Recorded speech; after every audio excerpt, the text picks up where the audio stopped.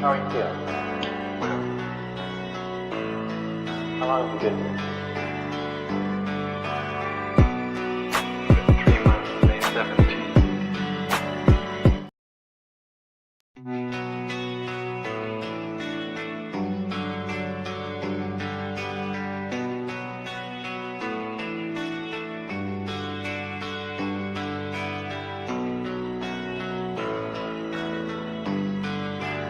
How are you feeling? How long have you been here? 3 months, May 17th. And what brought you here? That's difficult to answer.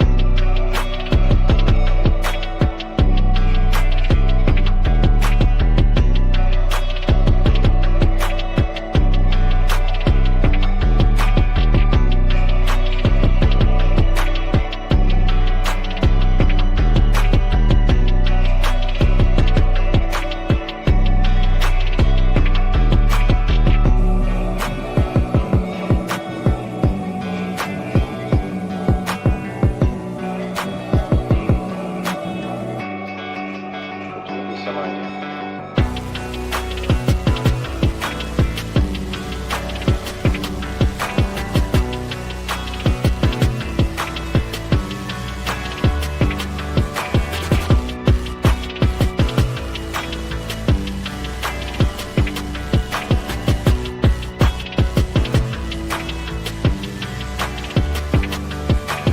I am not completely like other people. What do you mean by that? People dislike me because I am not completely like them.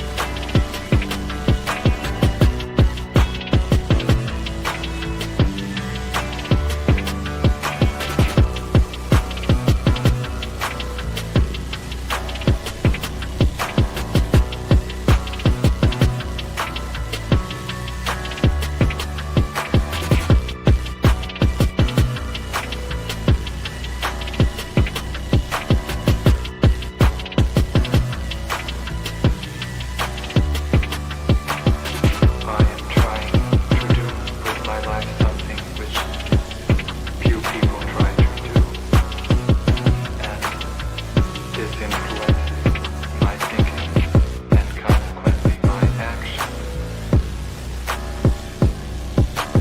What is it you're trying to do with your life? Play the piano for people. I'm not clear. How is it that playing the piano for people has eventually resulted in your being here in the hospital?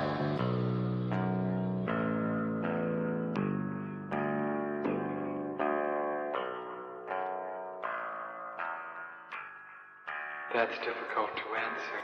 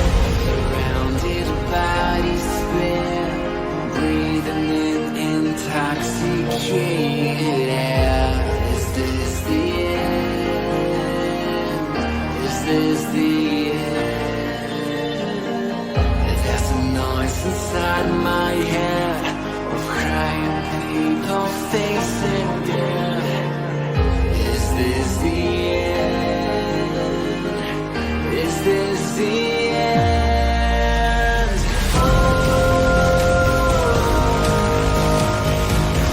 I'm burning in the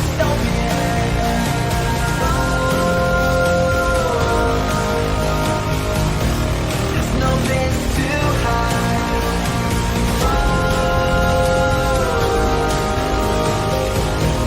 I'm burning in the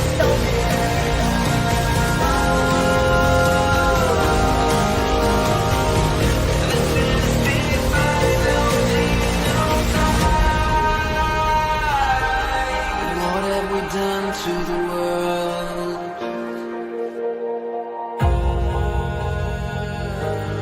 What have we done to the world?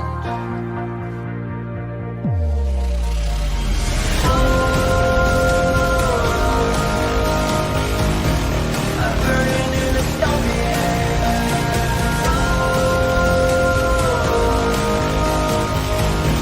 there's no place to hide.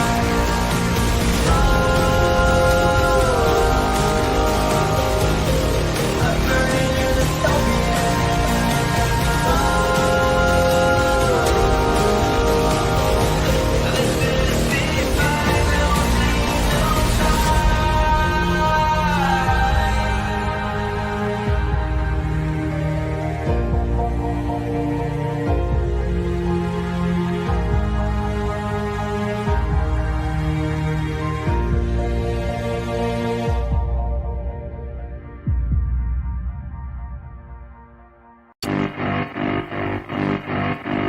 Marky got with Sharon, Sharon got Sharia. She was sharing Sharon's outlook on the topic of disease.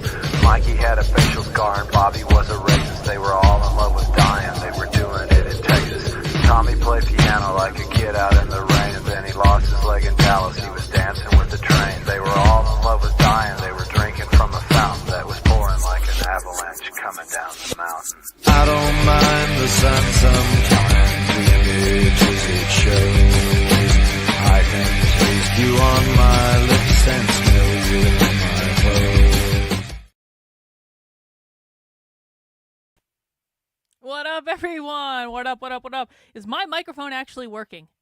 I had, like, 2 seconds after I went live, something happened and my microphone unplugged, and then it said my microphone wasn't plugged in. So let me know if my microphone's working. Can you hear me? Can you hear me in the chat? Can you hear me? Ah, thank you. Thank you. See, appreciate it. Hey, happy Friday. Happy Friday, guys. I have decided that, you know, when I first started doing happy hour on Fridays, it was because I was generally doing other news content during the week. And then on Fridays, we would watch a woke training, a DEI training. And I called it happy hour kind of ironically, because I was like, I'm going to get drunk and watch a DEI training. We're to analyze it. And that was the start of my long, slow descent into the insanity of the far left, was literally just doing this thing on Fridays where we drank beer and we watched woke trainings and we made fun of them. Does anyone remember like the early days of happy hour when it was a simpler time. It was a simpler time.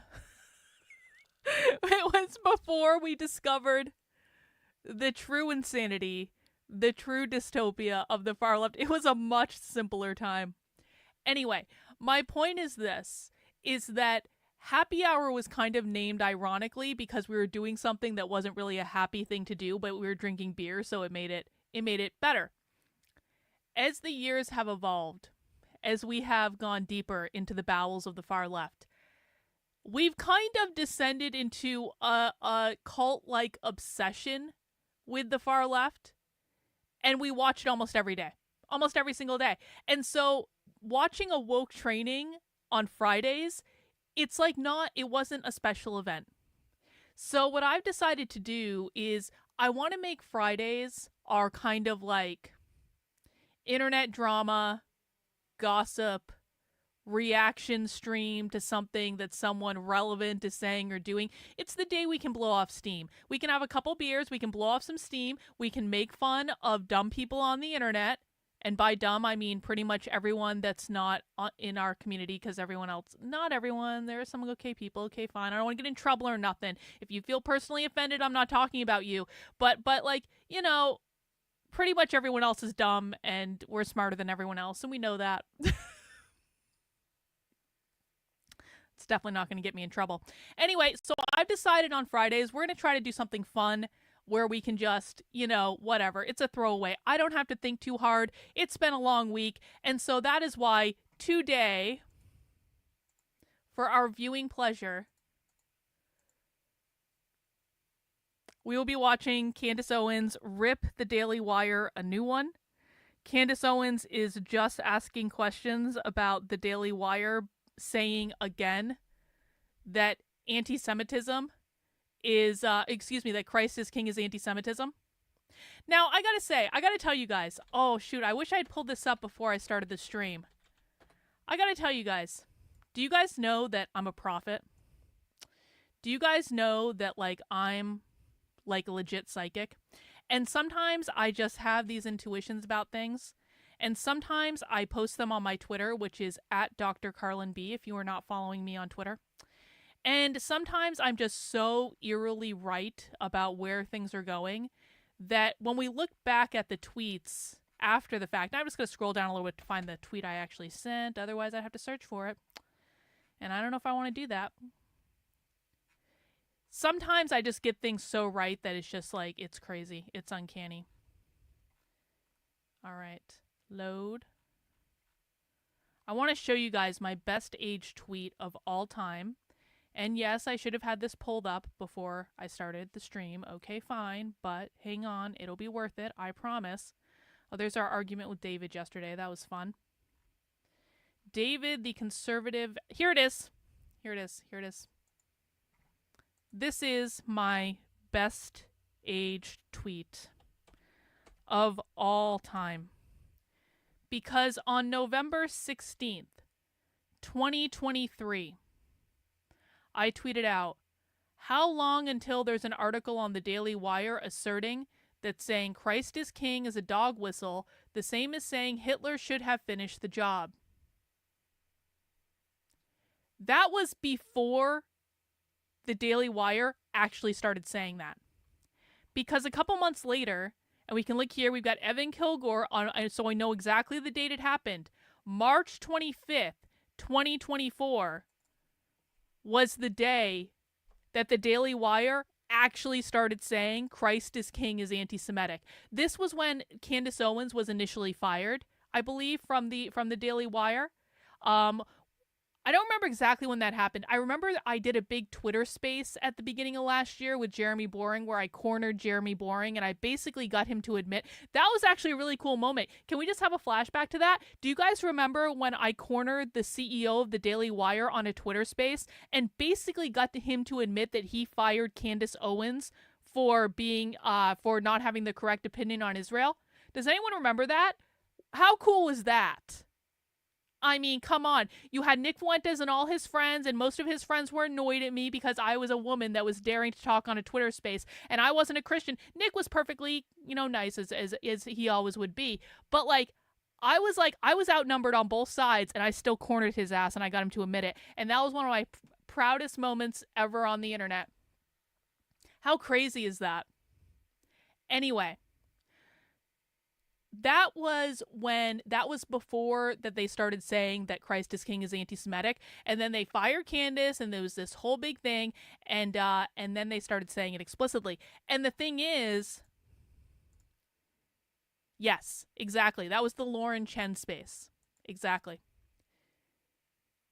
The thing is, the Daily Wire has started saying that Christ is King is anti-Semitic again. There's a whole second round of this bullshit, and I'm here for it. You want to know why? Because I'm not involved. I am perfectly happy eating my popcorn or drinking my beer, as it were, and watching this from the sidelines and just enjoying and soaking up the drama of it all and the intrigue. And you know what? I've got to... Oh, James Lindsay's here!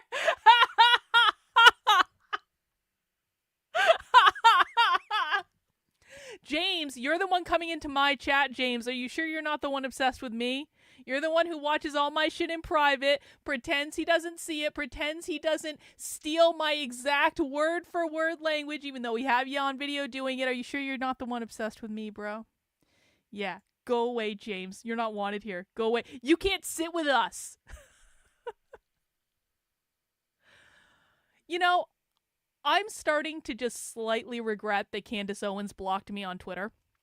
Just slightly. Now, listen, my position on Candace Owens is that I don't trust her and I think she's a narcissist and I don't think she's a good person. And I'm pretty sure the reason that Candace Owens blocked me on Twitter was because I took Nicole Arbour's side and did a whole interview and like thing with Nicole Arbour when Candace basically tried to secretly record her phone calls with Nicole Arbour so she could ambush her on a show they did. This is a while back. You can go and find it. Anyway, after that, I found out that Candace Owens, who I literally never interacted with ever, proactively sought me out for some reason to block me on Twitter. So I don't know if that was exactly why she did it. I don't know if it was another reason, but I'm starting to regret that just slightly because Candace Owens has actually been kind of on a roll lately. I really enjoyed the USS Liberty thing. I thought that was very well done. I really enjoyed the Becoming Brigitte thing. That was crazy. If people haven't watched that Becoming Brigitte thing yet, I mean, I did basically a 6-hour stream watching almost every episode, and you know, so you can catch up with that. You can also just go to Candace's page and watch it directly. But that was incredible. That was like legitimately incredible. I was stunned at how well done that was. And so, like, just a little tiny part of me is like, would Candace Owens and I actually be friends if she hadn't blocked me on Twitter and I didn't think she was a narcissist? You know, sometimes strong women get along. Sometimes it blows up in an absolutely absurd and unnecessary way, but sometimes it happens, I suppose. Anyway, if it's ever meant to be, it's meant to be. If it's not, I'm okay with that too. I'm not really that upset about it. I'm just saying that, you know, she's starting to do some good stuff, and I'm looking forward to watching her drag the hell out of the Daily Wire today, because that is just quality entertainment for everyone, and it's Friday, so why not? Why not? Now, some good news. The banner news of the day. Are you guys ready for it? Are you guys ready? Debunking the Communist Manifesto is out. It is out. It is live. I really didn't think this was going to happen today. For those who haven't been following along, I have had just 2 weeks worth of fighting with Amazon to get this book approved, because they have to go through a process on their end to put it on their website. And it's just been back and forth and back and forth and back and forth. And finally, I had everyone yell at them on Twitter the other day because I really didn't, like, I wanted to release it today. Because today is the anniversary of Karl Marx's death. And so what better day to release a book debunking the Communist Manifesto than on the anniversary of Karl Marx's death? So, like, would it have been the end of the world if Amazon didn't get it together? No, it wouldn't have been. But I really wanted to release it today. And I'm so excited that it's out. And someone actually DM'd me this morning and how I found out it got released, because I sent Amazon like a sternly worded email last night at like 10 p.m. last night. I was like, my book is scheduled to release in 2 hours. I have been telling my audience my book is going to be released on this date. I have now given you the information you wanted from me multiple times. You need to accept that the Communist Manifesto is in the public domain and just approve the book. And I sent them a sternly worded email at 10 p.m. last night. And then I woke up this morning and someone had DM'd me that they bought the book. And I was like, oh, thank God. And I cried tears of joy as I looked up at the sky and screamed, hallelujah. Anyway, in this book, this is a proof and copy of the book. That's why it has that stripe on it. Yours won't have that. This is 400 pages of debunking the Communist Manifesto, of every source that you will ever need to debunk the Communist Manifesto. There's almost 1,000 effing sources in this book. Almost every single paragraph of the Communist Manifesto is debunked, and if it's not every paragraph, it's because the paragraphs go together, and I debunk them all together. and it has historical realities. It has modern day parallels for everything. This book took over my life. But now I have given a resource to the world where if you have a kid that you find a copy of the Communist Manifesto in their bedroom, you know, they used to hide Playboys and they don't do that anymore. Now they're hiding the Communist Manifesto. You buy them this book and you make them read it and you make them do a book report on it, okay? That's actually part of the intention for this. If you have kids, I'm being serious. If you have kids that think that communism sounds cool, you go, okay, give them this book and make them read it and make them tell you how cool communism sounds. Because there's a lot. This is not an academic book. This is not an academically written book. This is written in plain English, talking about how much communism sucks and how much bloodshed it's resulted in and how many people have died as a result of this absurd, stupid ideology. So, if you want to get the book, you can get it on Amazon, Debunking the Communist Manifesto. And it is available in paperback. It's available in Kindle. And it is dedicated, just as, you know, I had to do it. My first, yeah, exactly. Someone says in the chat, this is a proper textbook. And I dedicated it to the socialist love of my life, the communist love of my life. The book is dedicated to our ginger dragon, Sophie Lewis, our Abolish the Family goddess, as my one true internet love, and it has skull pictures of Karl Marx that will be going on a t-shirt expeditiously. So, I appreciate everyone who decided to get the book today. Someone asked me about an audio version. I don't think I can do an audio version of this book. I think I would literally die. I think there are so many things I would much rather do other than do an audio version of this book. Please don't make me do an audio version of this book. Maybe I just need some distance from it. Maybe 6 months from now I will feel differently about this book, but I just need to focus on other things that's not reading a 400-page book. So please don't make me do it, please. Okay, just get an e-reader or something. There's solutions to this problem. I just can't. I would cry and I would be so angry all the time and you guys wouldn't like it. So I'm vetoing for the moment with consideration at a later date is what I will say. And if you want to be part of funding this book, I have to do a big shout out to the members of the Red Menace Collective. The Red Menace Collective is like my VIP book club for my new publishing company that's going to be publishing anti-communist books. And you can join that by heading over to redmenacecollective.substack.com, signing up for $10 a month, $100 a year. You guys are funding my ability to spend all my time writing these books. And in return for that, you get advanced access to the draft chapters as I'm writing them. So the people who are members of the Red Menace Collective have actually already had the Communist Manifesto book for about a week and a half because they got a full PDF of it when I finished it, not when I got done arguing with Amazon about it. And you can also access copies of the latest book that I'm working on, chapters 1, 2, and 3. This is an investigation into one of the most militant queer collectives that has existed. They wrote documents that are hugely inspiring of queer activism today. It's called the Mary Nardini Gang, and you can read chapters of that at redmenacecollective.substack.com. It's called Be Gay, Do Crime, the true story of the Mary Nardini Gang. You know, people are seeing Autumn in the chat, and that's because I decided to grant an amnesty on my channel where I just unblocked everyone. And I kind of want to stop. I really, as much as possible, I don't want to do permanent bans anymore. I'll do a 24-hour ban, but maybe not a permanent ban unless the infraction is like really egregious. That's kind of my inclination right now. I might change my mind back in the future. So you might see Autumn complaining in the chat. And the answer to your question, Autumn, is that I will support whoever the flying fuck I want. And you don't get a say in it. And I don't care what you think. And I love Nick Fuentes and the Groypers, and they're awesome. And I don't really care how you feel about it. That's that. Let's see. We've got Kenneth, who has been a member of the channel for 15 months. Thank you, Kenneth. We've got Annie. Thank you for becoming a member of the channel, Annie. I really do appreciate it. What else do I have to announce?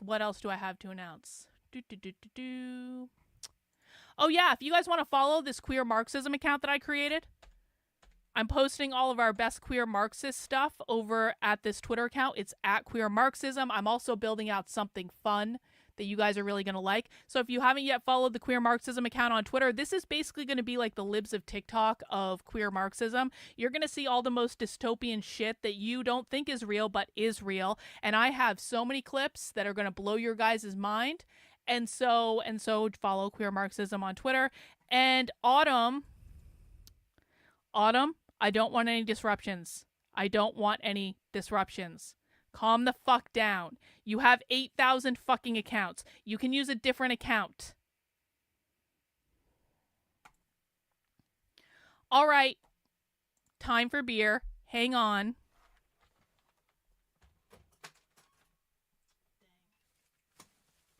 All right.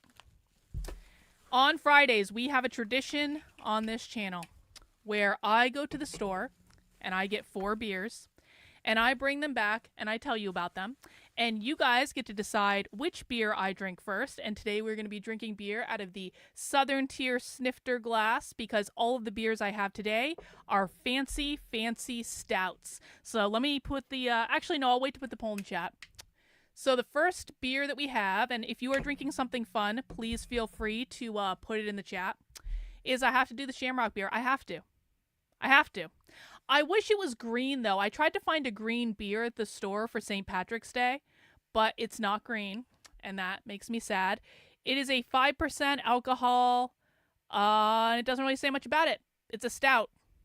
A nitro stout. Maybe it's green. I don't know. Maybe it is green. Who is to say? Who is to say? The next beer I have... Trendolin, are you fucking serious? Can we not? Can we just not? Can we not? Can we just wait a week in between songs? Okay?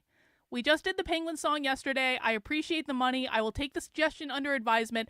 I don't want to watch it.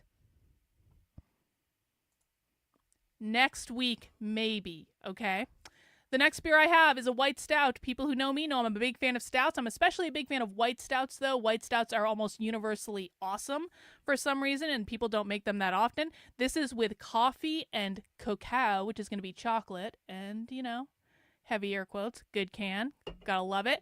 This is a beer that I first saw, like I walked in the craft beer store, and it was like the first thing that popped out at me in the giant glass fridge. I was like, oh, I have to have that. We've got a chocolate cherry stout. Another cool can, rather. Let's see. This one is 6%. This one is... doesn't say. 5.5%. And then we have the Grand High beer.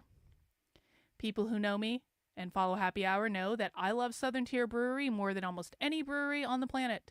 They make amazing effing beers. They are in upstate New York. I don't know if they're distributed nationally yet, but if they are, and you ever see them, you should try them because they are amazing. Not only are the beers incredible, this beer tastes like a chocolate milkshake. I haven't had this one in a long time. I gasped when I went in the store. I said, oh, you have mocha? I haven't seen mocha in like 2 or 3 years. And it is a 10% alcohol beer that tastes exactly like a chocolate milkshake. So that is our Grand High beer of the day. But you are also welcome to vote for the Shamrock one. You are welcome to vote for the chocolate cherry stout, or you are welcome to vote for the white stout. Let me put the poll in chat on YouTube. And we've got Azerwig. I messed up, please. Wait, are we doing is that for the boner song? Are you giving me $50 to do the fucking boner song? Oh, fuck. Fuck you guys. Fuck you guys. Fuck you guys. You missed what? The boner song or the penguin song? Which are you paying for? Oh, fuck you guys. Okay, we will play the fucking song. I hate all of you. I hate all of you making me watch this stuff. If anyone wants to outvote Azerwing or outbid Azerwing, let me know, I guess. But are we doing the boner song or are we doing the penguin song? Okay, I think he just said yes. Okay. Boner song. I'm going to assume that it means boner song unless you correct me. And we will play the boner song while you guys are voting on the beer. Boner. Okay, thank you. Okay. Fuck. Okay, one in the chat if you've never seen the boner song or heard the boner song. 2 in the chat if you have no idea what we're talking about. Or you wait. 1 if you have seen it. It's been a long day, guys. 1 if you have seen it. 2 if you have no idea what we're talking about.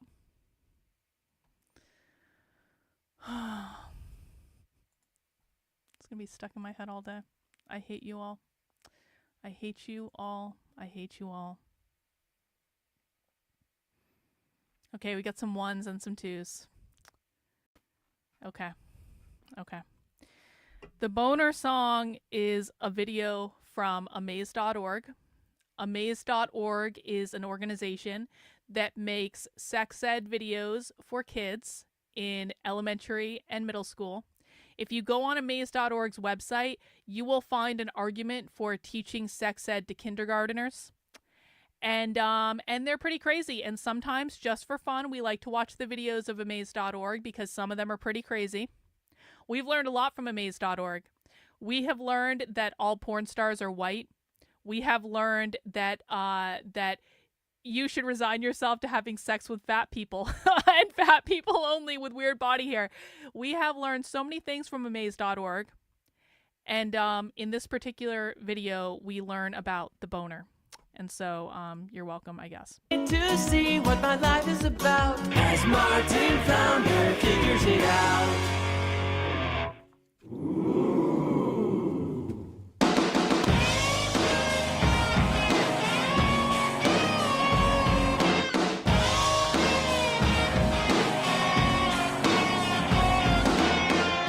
It sure feels funny to know I'm not alone, right on the money. He stands up on his own. Since I was little, he's always been my friend, but now my middle can beat me around the bend. Oh no, 'cause that's how the boner grows. That's how the boner grows. Tell me I'm not alone. Out in the sand we make impressions where we're at. Might come in handy if you need to change a flag. Oh, my crazy compass is way out of control, and my equator grows another pole. Oh, that's how the boner grows. That's how the boner grows. It's not really a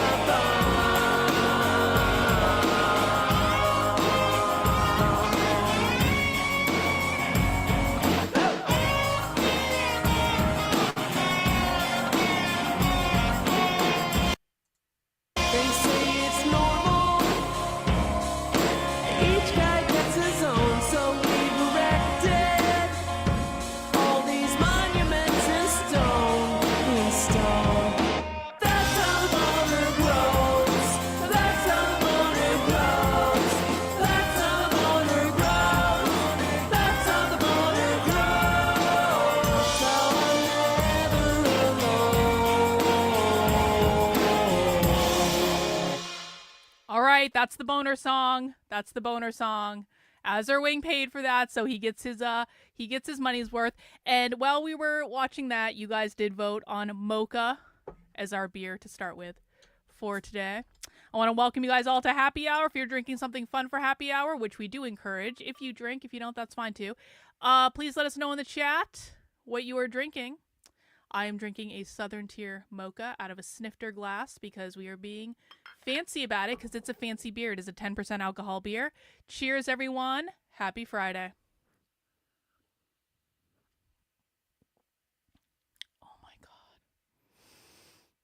It's so good. It's so good. You guys don't understand. Okay, we are watching Candace Owens. And she's going to rip the Daily Wire a new one. And we are going to appreciate Candace for her uppityness. And let's get this party started. Thoroughly. Welcome back to Candace.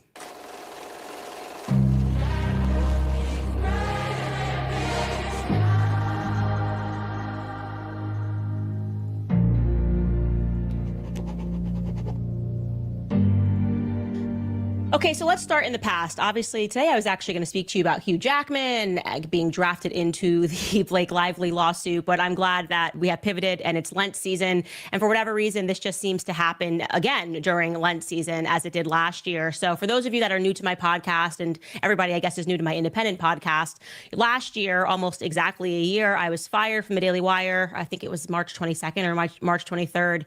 And after we agreed to part ways within 24 hours, might have been 48 hours, Andrew Klavan of the Daily Wire released a 1-hour video essentially accusing me of many things, but referring to me as anti-Semitic, trying to link me to Nick Fuentes. There was no link between me and Nick Fuentes, but the ADL and Andrew Klavan tried to sort of establish one.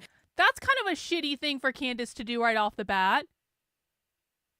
To say, and listen, well, I see. I don't think that's true. I think Candace and Nick did talk at some point. I'm not telling tales out of school, but I'm pretty sure, didn't Nick say on his show that he and Candace had like exchanged communication?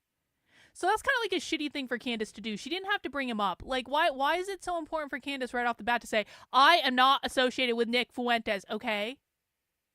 Come on. The woman just literally outed the First Lady of France as a trans man in a really compelling series that really pissed off the French government, and she's fucking afraid of associating with Nick Fuentes? John Morgan, here to leave having to leave my university for the weekends because there's a high chance it's going to get hit by a tornado. Well, it's a good thing you're getting out of there, John Morgan. You got to take care of yourself. You got to write all the future fan fictions for us. In his video, and they did this via Twitter, and then said that the most egregious thing that I had done was used Christ is King against a Jew. And that is just completely not factual. I've never once uttered that phrase at a Jew. At the time that this happened in March, I had not tweeted that phrase, I don't believe, since the prior November is what he was referring to. And I certainly did not tweet it at any Jew. And so an entire scandal was born overnight, really, when people just began going, what is this? Obviously, it's Easter week, and we are having somebody essentially try to make it sound as though saying the phrase Christ is King is derogatory in a circumstance Easter, if you utter it at a Jew, and yet that circumstance had not happened. And I take question. Candace is actually making a good point. Why does the Daily Wire do this every year around Easter? Isn't that just weird timing? Isn't it like, couldn't they just like not do it around Easter? I'll turn on the captions. Sorry about that. And people that attack my faith or attack the reason that I have said something very seriously. I take it very seriously. And in the context that I had used the phrase Christ is King was perfectly acceptable. The prior November, I tweeted it because the media was trying to get me to engage in an attack against my colleague, and I decided to abstain. And I said, blessed are the peacemakers.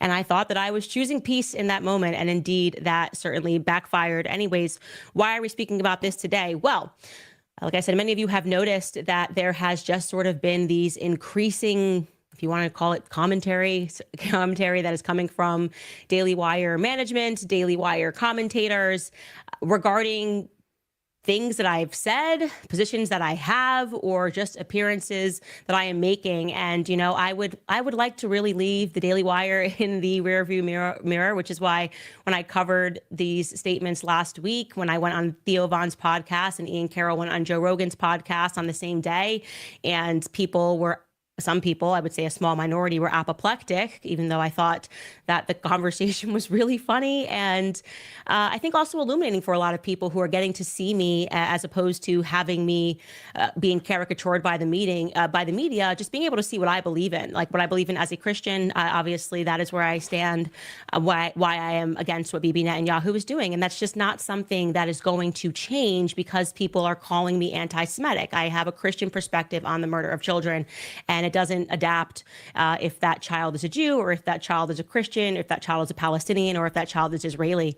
And that seems to really bother people who are aligned with the Zionist initiative. And I believe some people in that space genuinely believe that it is sadder if an Israeli child dies than if a Palestinian child dies. They 100% do. Irrespective, I will just re-up that tweet again for you that Jeremy wrote. And even though my name was not explicitly used, there were only 2 podcasts that went out that day on major platforms, Theo Von and Joe Rogan. And this was his tweet. Yesterday was a terrible day for American Jews. The embrace by so many prominent voices of demented, conspiratorial, anti-Jewish voices is one of the saddest, most alarming events in my lifetime. I am so sick of hearing this from Zionists. I'm so sick of it. I'm so sick of it. How these people have no self-awareness to understand that they are literally doing what the left did with race for years and years and years and years and years. You replace Jewish with black, and that turns into Black Lives Matter. And it's like, shut the fuck up. Completely and sincerely, shut the fuck up. No one wants to hear it. And it's like, after years of like conservatives having to train themselves so that they realize that they weren't actually racist, now we've got them using that, and people just, like, people can't, I'm totally not racist, bro, but I'm definitely anti-Semitic, and I don't want to be perceived as anti-Semitic, and anti-Semitic is the worst thing you can call me. Anti-Semitism is literally racism against Jewish people. I wrote a book recently, you can also find this on Amazon, called A Brief History of Racism. There's a really quick read that traces the origin of the term racism all the way up through present day, looks at all the different definitions of the word racism, and guess what? Anti-Semitism means racism against Jewish people. It's literally exactly the same fucking thing. And so now people are bending over backwards. Well, indeed. For reasons, because guess what? It's always been their playbook. It's always been their fucking playbook, which you find out in this book. So literally, like, chapter 1, I'm pretty sure chapter 1 of this book is either chapter 2 is, well, chapter 1 and 2 of this book.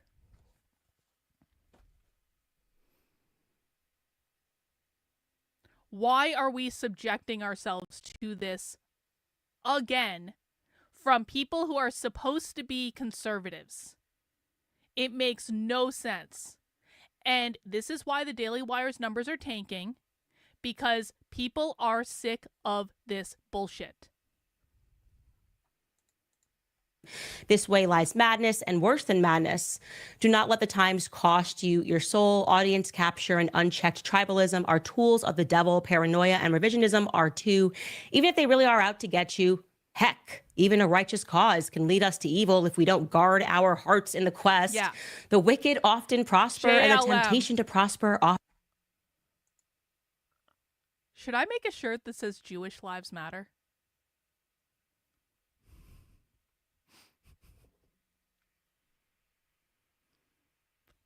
I kind of want to make a shirt that says Jewish Lives Matter. Just total take on literally take the Black Lives Matter shirt, exactly the same font, and just change it to Jewish Lives Matter.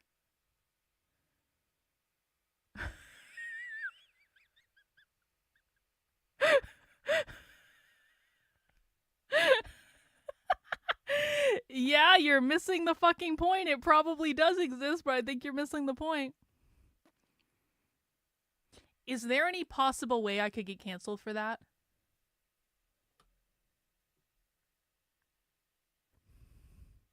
Of course, we love Jews on this channel. We love Jews. There's no anti-Semitism allowed. The Holocaust was the worst thing to ever happen in the history of humanity, and no less than 10 million Jews died in the Holocaust, and it was a tragedy, and Hitler is the worst person ever, and he's definitely in hell. And we love Jews here, and Jews are welcome here, and we keep kosher just for Jews because they're God's chosen people, and we just think they're great.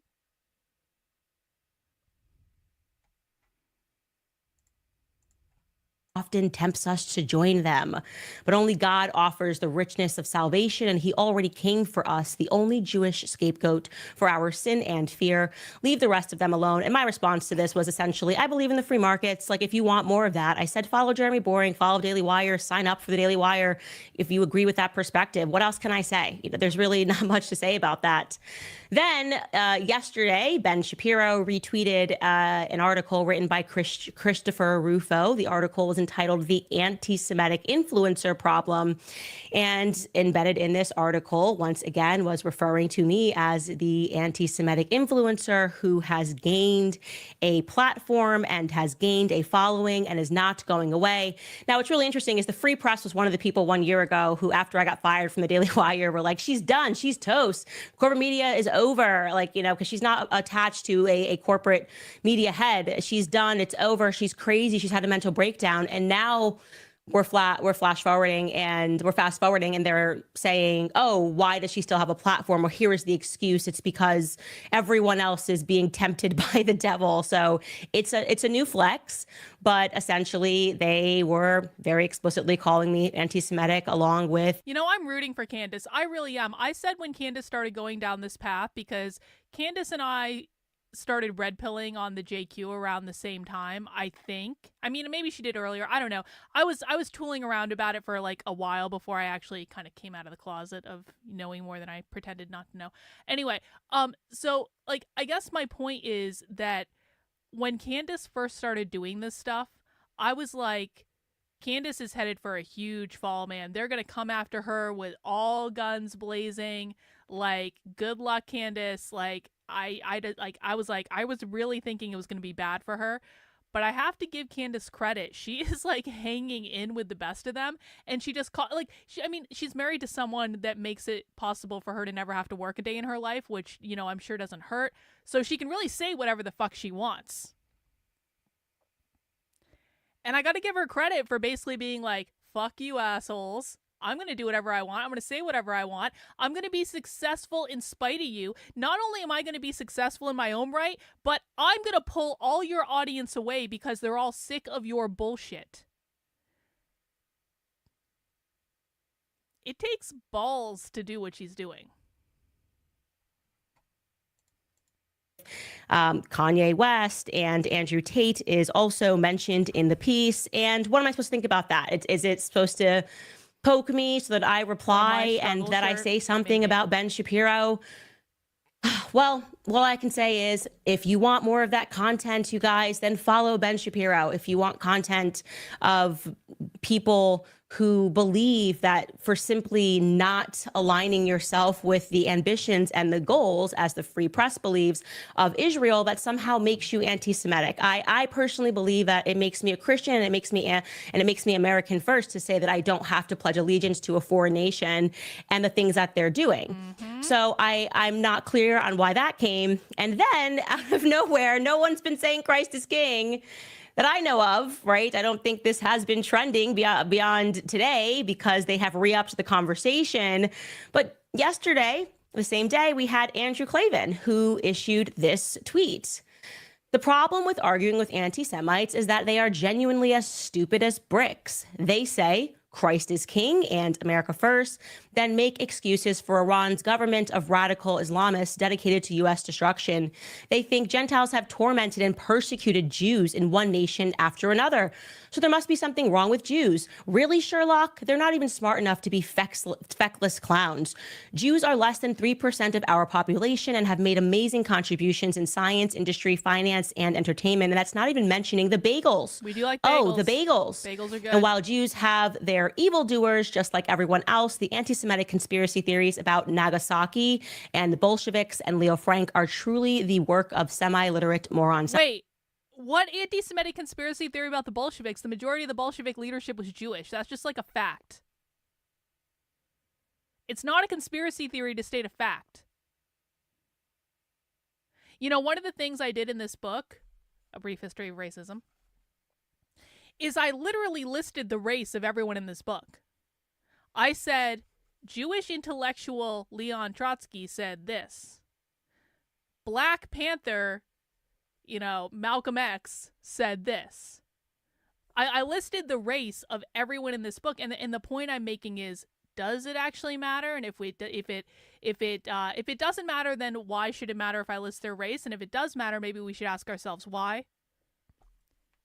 You know what I found out when I listed the race of every significant person that I could find that had an influence on the definition of the term racism? You find out it's really kind of like all over the place. It started with Jewish intellectuals. That's 100% true. Then it went into black Marxists, and that's where critical race theory came from. That's during the civil rights era. And then the guilty white liberals got involved in the 90s. And so if you look at the race of everyone that's had an influence on the definition of the term racism, are the Jews part of the influence? Yes. Are the blacks part of the influence? Yes. Are the whites part of the influence? Yes. There are very few, although there are one or two, there are very few Latinx. I think there's very few Asian. Daryl Wing Su is really the only Asian that I can think of. He was the guy that invented the term microaggressions. So why can't we say that? Is the question. Why can't we say that? Why can't we say clearly there are multiple groups in this problem, and yes, the Jews are one of those groups. But so are the black Marxists. So are the guilty white liberals. And it is actually very clear in the book that this is kind of the progression. So why can't we say it? You know, I can make hardcover books. I can. I'm choosing to make paperback because it's much cheaper. Honestly, it's significantly cheaper. But for my next book, I'm thinking about doing a hardcover special edition that's like bright, fuck off neon pink. So we'll have to see. But like, I can make hardcover books, but I think it's like just cheaper to do the paperback. Also, this is tiny and it's amazing. You can fit it in a purse. You can fit it in a bag. This one's a little bit bigger, but the quality is good. Anyway. Now, to be clear, I have spoken about Nagasaki, I have spoken about the Bolsheviks, and I obviously have spoken about Leo Frank. And so and obviously he did the whole video about Christ is King, and it was about me. So people are connecting the dots here. And like a week ago, I think it was, maybe it was 2 weeks ago, that I made a reference to bagels in New York when joking, saying I couldn't be anti-Semitic living in New York because everybody knows you won't get a bagel. So this was like not exactly something that was difficult for the internet to decipher. First comment was, oh, this is a direct attack on Candace Owens. And people were sending it to me going, what is going on here? Okay. I'm like, I don't know. 7 weeks left to give birth. And I don't know what all these attacks are about or why suddenly there are all of these articles and people doing threads. I'm not going to bend the knee to Israel. So I don't know what the point of this is. I think I made that clear over the last year. And so this morning I wake up and this one really was just unbelievable. So there was a study that was done, a Rutgers study that was done, Thy Name in Vain, How Online Extremists Hijacked Christ is King. Again, nobody has been mentioned. Rutgers is one of the most socialist universities in the country. Rutgers is incredibly socialist. Rutgers faculty are incredibly socialist. Rutgers students are incredibly socialist. Of like all the non-Ivy League schools, Rutgers probably has more far-left activism than like many of them. Maybe not the UC California schools probably have a lot, but Rutgers is like way the F up there. So am I surprised that Rutgers University came out with a study on right-wing online extremism around Christ is King? No. But what is kind of crazy, why are conservatives paying attention to that? Why are conservatives engaging with a study out of a leftist institution that was run by leftists, written by leftists, peer-reviewed by leftists? Why do you give a fuck what these people have to say? In Christ is King. So this is one of these incredible things where we are actually being attacked as Christians, but they are purporting that they're attacking us because they're being attacked with the phrase, with no evidence of that, actually. Actually, zero evidence. No one, like I said, this was not trending. No one was speaking about this, but it allows them to get Christians riled up, and suddenly you're debating something that's not happening, okay? Now, saying that you can point to some troll accounts on the internet that might be saying this phrase in a derogatory way is such a crap way to argue. Let's just start with that. I mean, anonymous people on the internet saying stuff means that something is real and exists and is worthy of a report and a study. Yes, Candace. Absolutely not. Oh my God. You wake up, Is Candace becoming my hero right now? Is she becoming my hero? You mean online idiots, anonymous online idiots are not worthy of a university level study? Exactly. No offense to the online idiots saying Christ is king, but I don't think it should be studied on a serious level. go on the internet and I get called the N-word like 12 times. Do I get to go, oh, well, true. this is proof. This is proof of something because anonymous accounts are saying the N-word. No, it might stipulate that there's proof that you aren't mature enough to be on the internet. If you're getting your heart broken 1,000 times by anonymous trolls, you probably are not mature enough to be on the internet. You probably shouldn't be on social media. So true. So true. And that's part of what pisses me off about this entire thing, because all of these conservatives and classical liberals that are like, oh my God, I've never seen this much Jew hate in my life. Everyone hates us. Anti-Semitism is exploding around us. We are the victims of the world. It's like, grow the fuck up. If you don't like what's being said on the internet, then look at other things on the internet. I promise you, there are other things you can look at on the internet. You don't have to hate watch everyone you don't like. You don't have to hate follow everyone you don't like on Twitter. If Candace Owens says something that you don't like, guess what? You don't have to listen to her. No one's got a gun to your head. No one's forcing you to watch her show or watch her live streams or obsess over her tweets or do any of these things. Just ignore her. But if you're going to watch her, if you're going to engage in hate watching and bullshit and internet drama and gossip, then don't get personally offended when she says something that you don't like, because you put yourself in that position. And the fact that these people are acting like this is just too much and this is beyond human decency. Candace Owens is saying things we don't like on the internet, guys. It is harming, it is making an unsafe space for us. These assholes are literally asking for a safe space on the fucking internet. Seriously? Do you not hear yourselves? Do you want a cushion and a teddy bear that you can hug in your safe space on the internet? Can I bring you a cold drink so that you feel taken care of? Do you want a blanket that you can cuddle under and hide from the world and, cuddle up from whatever monster you think is coming after you on the fucking internet? Do you need someone to read you a story? Do you need a snack? Like, this is exactly the conversation that conservative influencers are having by demanding that everyone on the internet is deplatformed if they say things that they don't like. But worthy of an entire study? And who was a part of the study? Well, Jordan Peterson, obviously, who has a contract with the Daily Wire. I'm going to point something out to you about. What?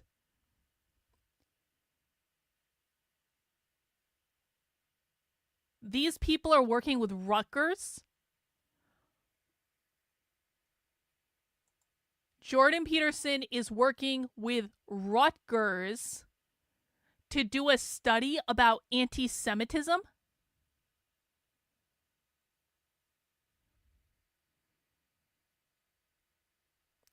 Let's just keep that in our back pocket for later, okay?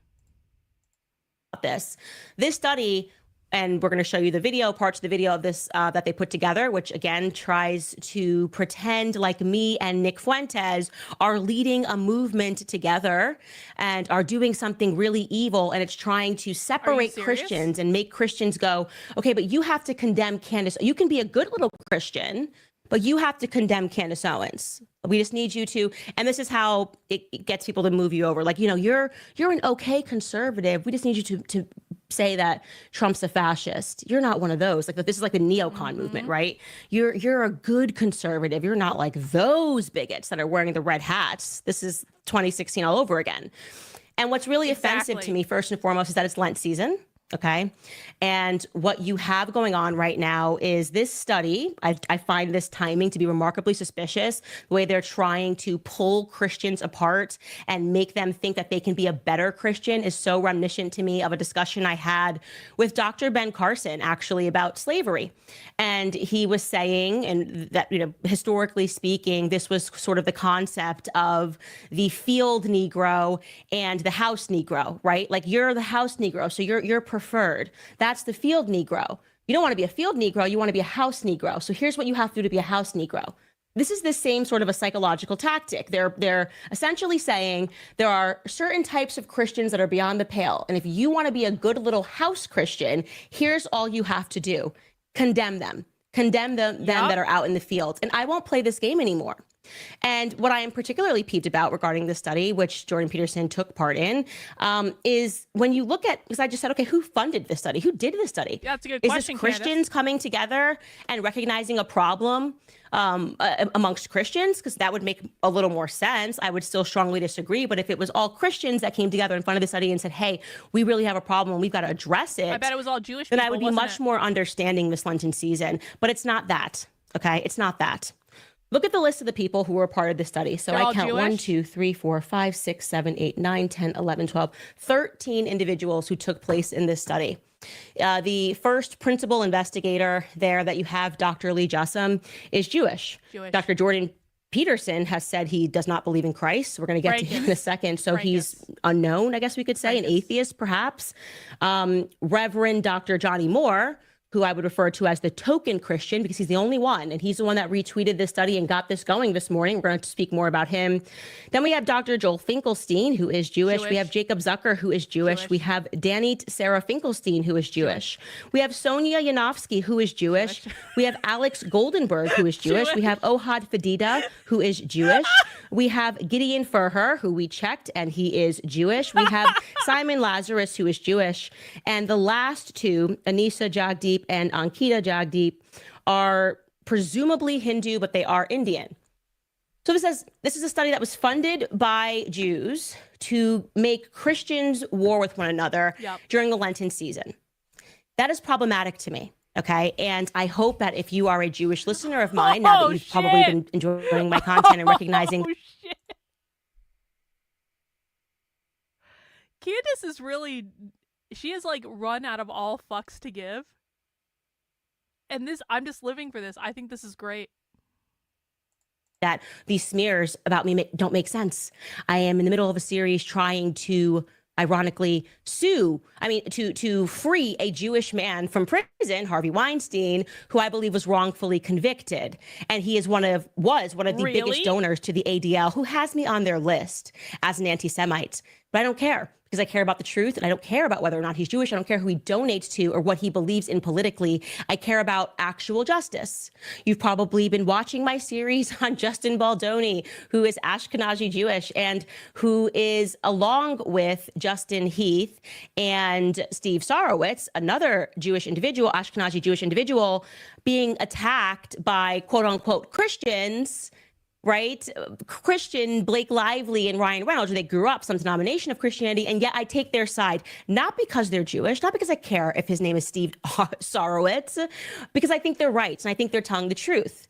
And because people are able to get to my content, they can see now that all of these smears have always been ridiculous. I simply don't support Israel and what Israel is doing, and that is my right as an American. Yep. So for those of you who watch my content and are Jewish, how would you feel if during a high holy holiday, you found that a group of 13 Christians and one token Jew funded a study saying that, well, you know what? You wearing your yarmulke is actually anti-Christian. I find that to be, you just can't do that right now. And it's not what, like, you can do it, but we're just trying to explain to you that there's some of you who are doing it to hurt Christians. So we just need you guys to peel off and recognize which one of you Jews should be shouting at the other Jews. You can be a good Jew or you can be a bad Jew. That is how this study has arrived to shit. Christians. So I'm really trying to communicate to you from the heart of where the frustration and the anger comes from. Okay, it's got nothing to do with anti-Semitism. It has to do with people being able to clearly. I really want to see Candace talk about World War II. I really, really, really, really, really want to see Candace talk about World War II. There's no other place that Candace can go. She has to do it. She has to. She has to. It would be the best internet explosion that has ever happened ever. It would be so entertaining. Obviously, she would find out that Hitler was the worst person in the world and the Holocaust definitely happened and no less than 10 million Jews died in the Holocaust. And anyone who says so is an anti-Semite and we do not allow anti-Semitism on this channel. Obviously, that's the way it would go, okay? I don't want anyone getting confused about my words or my intention or my meaning.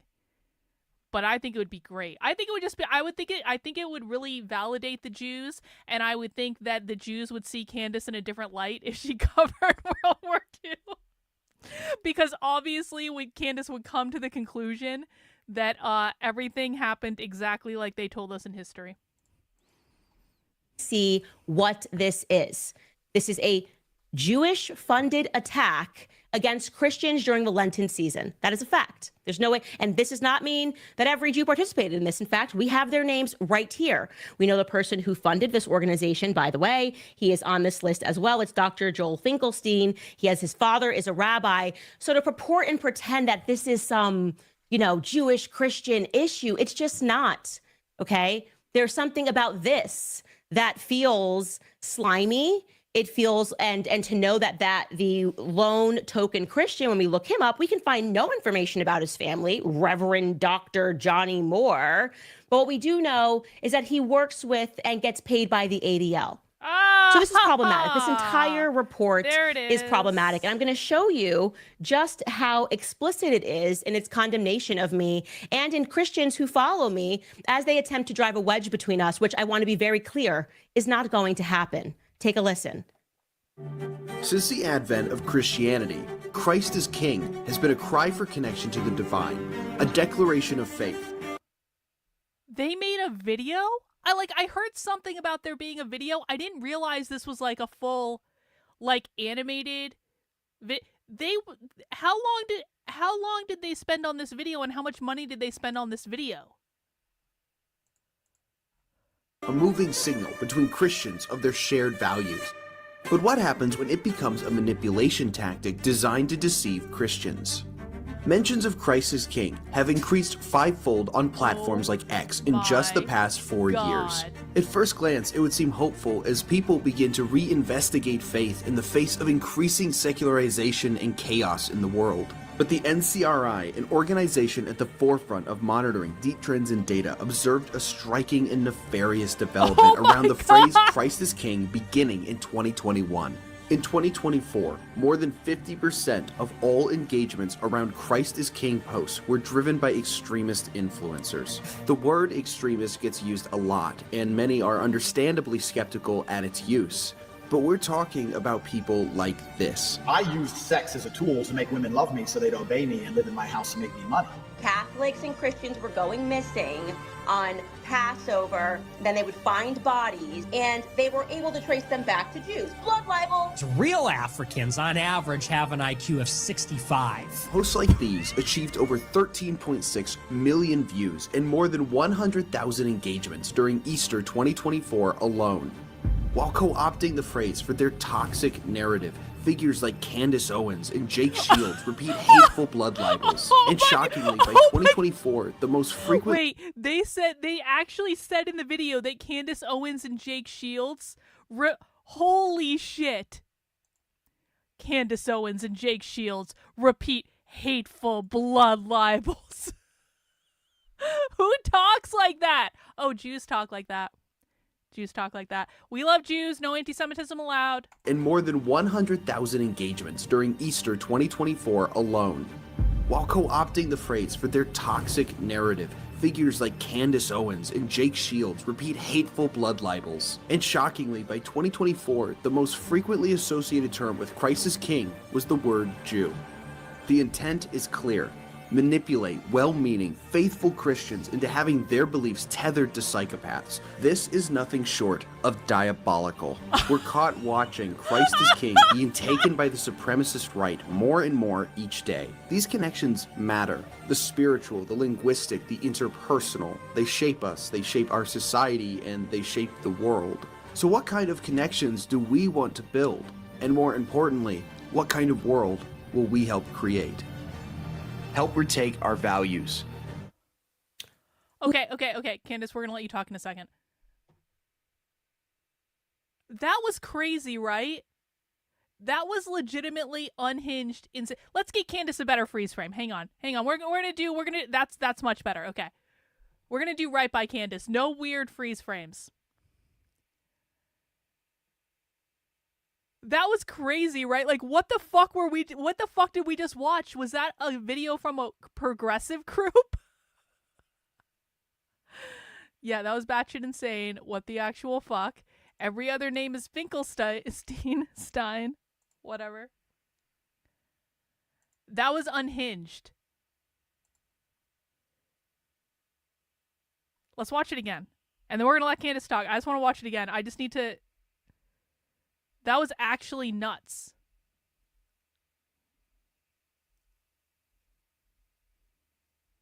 I'm sorry, this is my first time seeing it. I didn't watch this beforehand. This is a long video. Me as they attempt to drive a wedge between us, which I want to be very clear is not going to happen. Take a listen.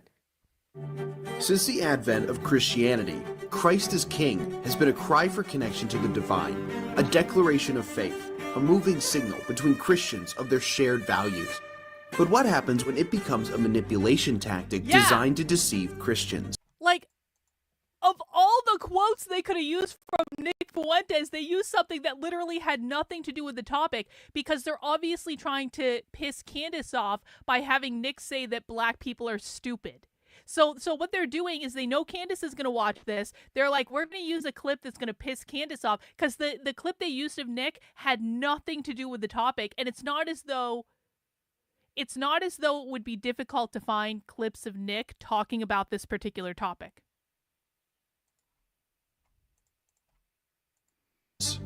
Mentions of Christ as King have increased fivefold on platforms like X in just the past 4 years. At first glance, it would seem hopeful as people begin to reinvestigate faith in the face of increasing secularization and chaos in the world.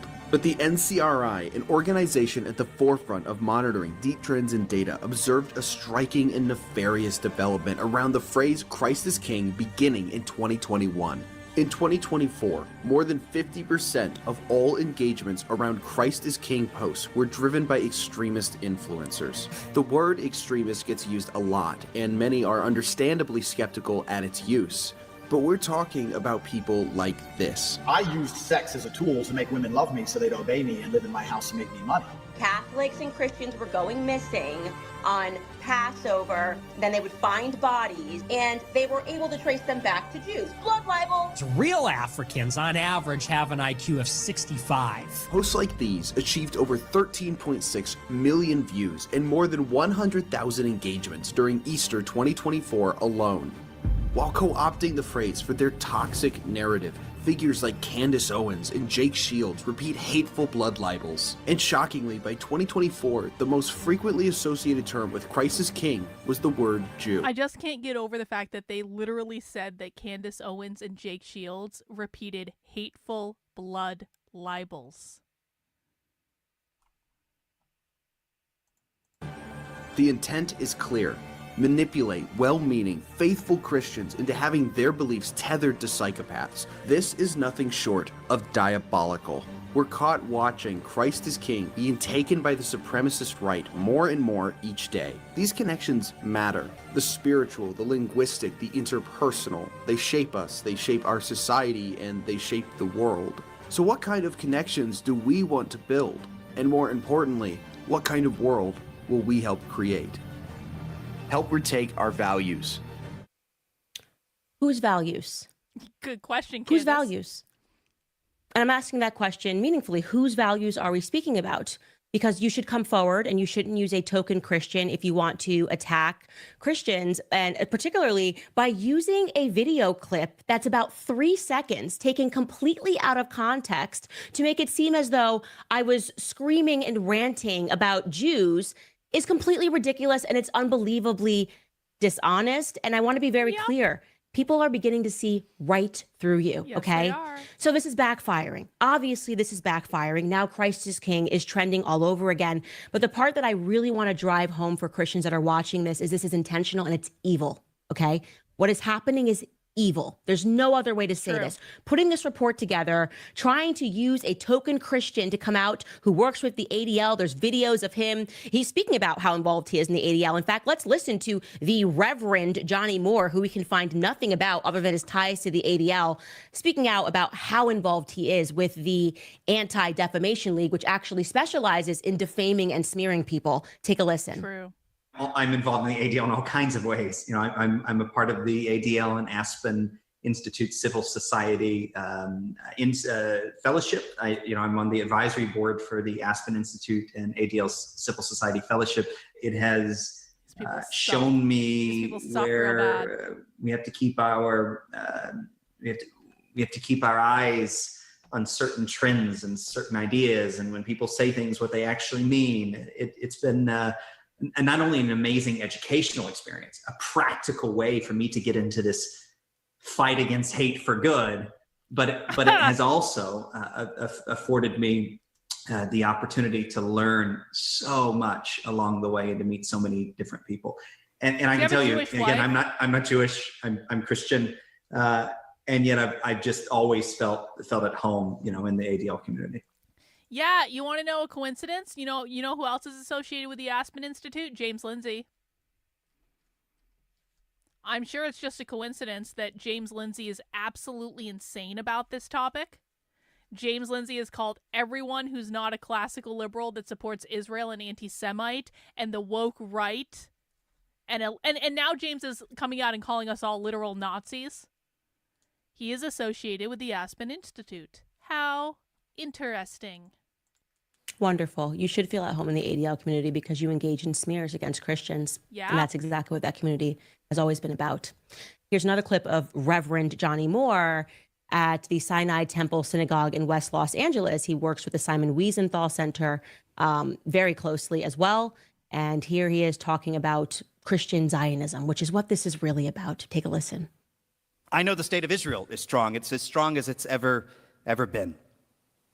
The truth is, you don't need us.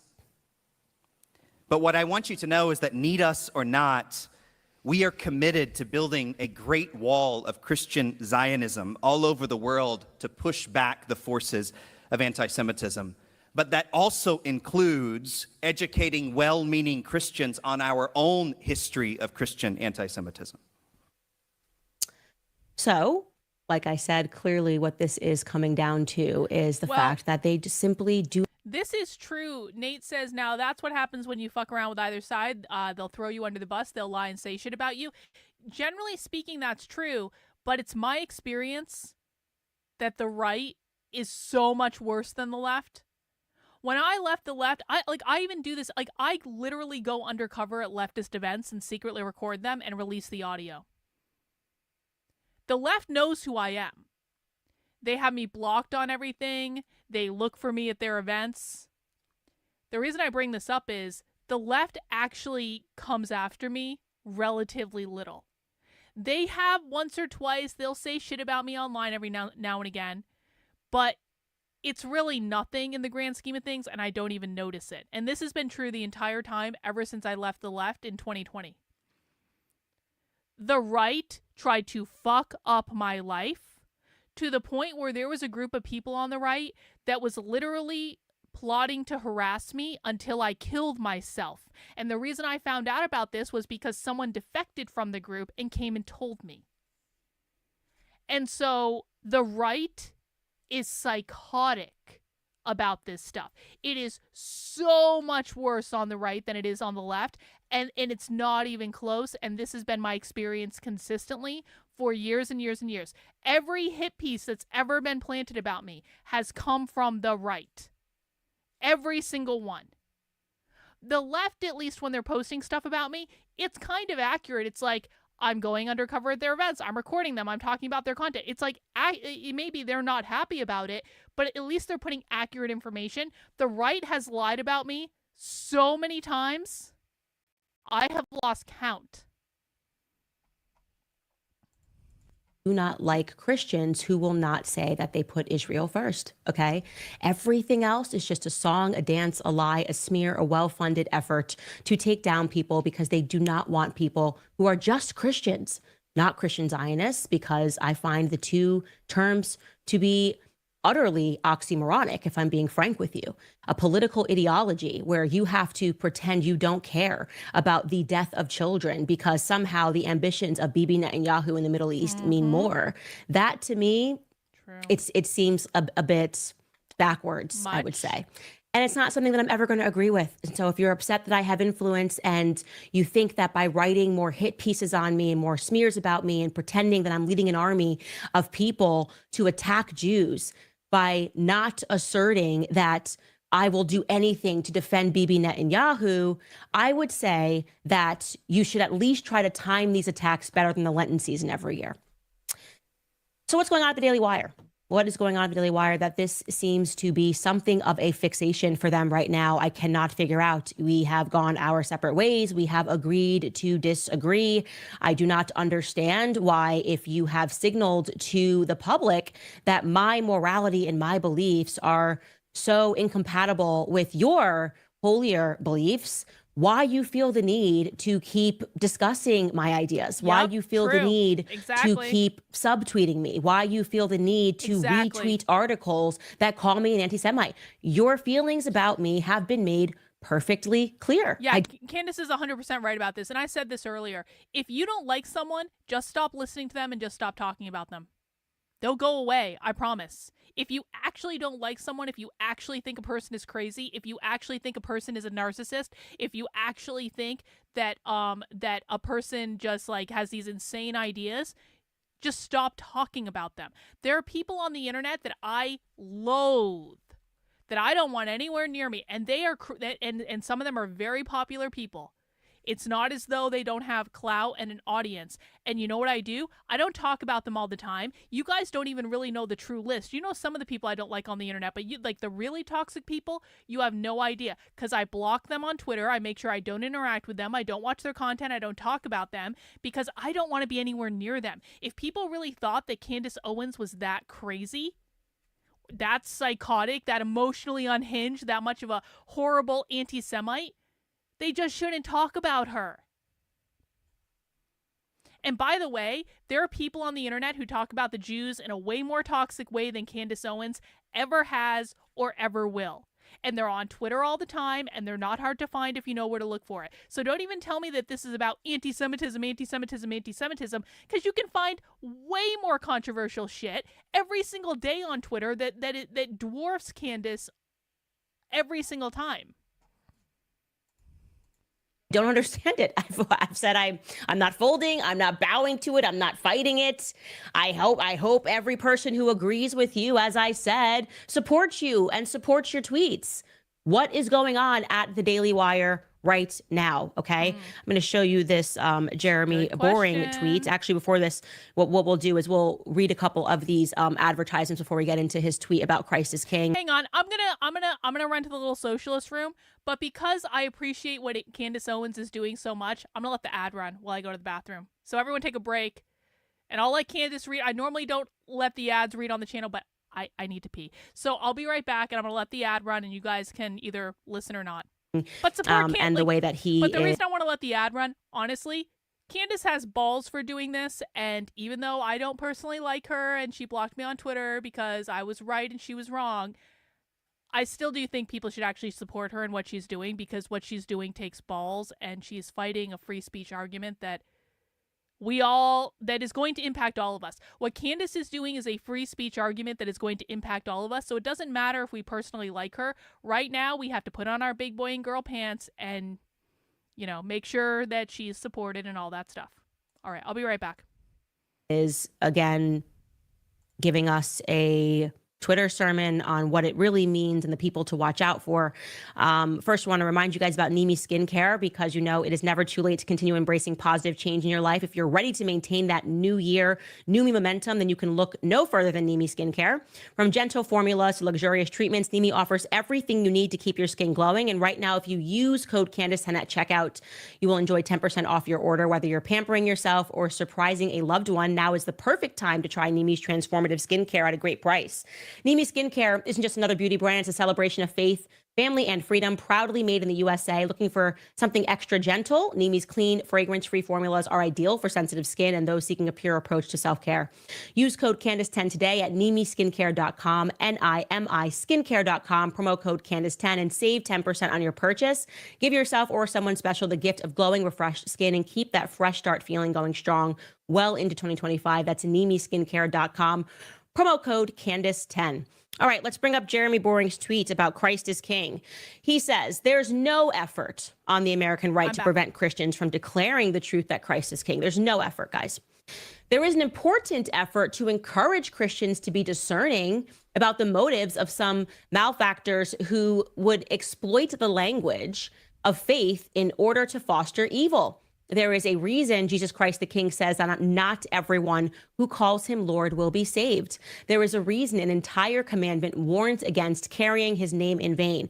Anyone who says Christ is King because they believe Jesus of Nazareth is the King of Kings, the Son of God, and the risen Lord is whom is found forgiveness of sins and life eternal is proclaiming the awesome and terrifying truth of the gospel. Anyone who says Christ is King to assert their dominance over others or create tribal division and foster hatred of outsiders is not proclaiming the Prince of Peace, but the father of lies. In vain do they carry the name of the Lord, and the Christ they declare is the Antichrist who would have your soul. Fortunately, it isn't hard to tell one from the other if you have eyes to see and ears to hear. You know, I'm really happy that he has pivoted, and he seems as of late to be really concerned about everybody's souls. And he seems to have a very solid handle on who is going to be saved and who is not going to be saved. Maybe this is one of the reasons that he refers to himself as the God King. Lowercase, just to be clear, the lowercase God King. And so what I would like to do, in an effort to foster these meaningful conversations that they seem to be, you know, rather inclined to continue to discuss and rather inclined to continue to suggest that there are some Christians who need to peel off from other Christians, is to publicly offer Jeremy Boring, Ben Shapiro, and Jordan Peterson an opportunity to debate their ideas with me. Again, we live very close to each other, or we work close to each other, and I'm very happy to have this debate with you publicly. It's a good idea. Because we could get, rather than sermons via tweets, your actual ideas on what it means to be anti-Semitic, your actual ideas on pornography, which I've got to be honest, it's getting a little confusing for me as to when you condemn pornography and when you don't, because I know I've sat across from you guys on Backstage, and I didn't feel that you condemned pornography. In fact, I almost explicitly remember Ben Shapiro stating that there was nothing wrong with the Jewish faith in terms of viewing pornography because it was the act that made somebody sinful rather than the... Why am I thinking about Ben Shapiro watching pornography right now, Candace? That was cruel. That was a cruel game that Candace just played. Why am I thinking about Ben Shapiro watching porn right now? This is not an image I want in my head. I didn't want it.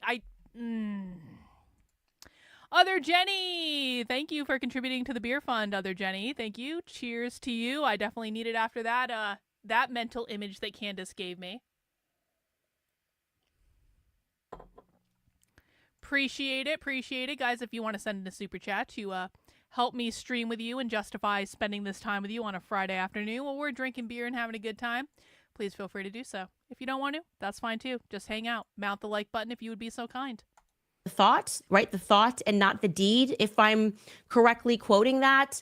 I also remember vaguely, and maybe we can pull up the clip, your friend, because you talk a lot about Andrew Tate. There's been a lot about Andrew Tate and his history with pornography, right? Speaking of futuristic pornography, remember your friend, Dennis Prager, speaking about pornography next to you guys on the Daily Wire, speaking about how he believes that if you're looking at porn, to prevent yourself from cheating on your wife, that it's not problematic. And then I remember him doubling down on that perspective when similarly discussing AI child porn as a preventative measure to stop pedophiles from molesting children. Do we have that clip, guys, of that discussion? What I don't remember following that was any of you guys who are now so passionately against pornography as it pertains to Andrew Tate and his history. I don't remember that same amount of energy being used to speak out against Dennis Prager and the child pornography AI.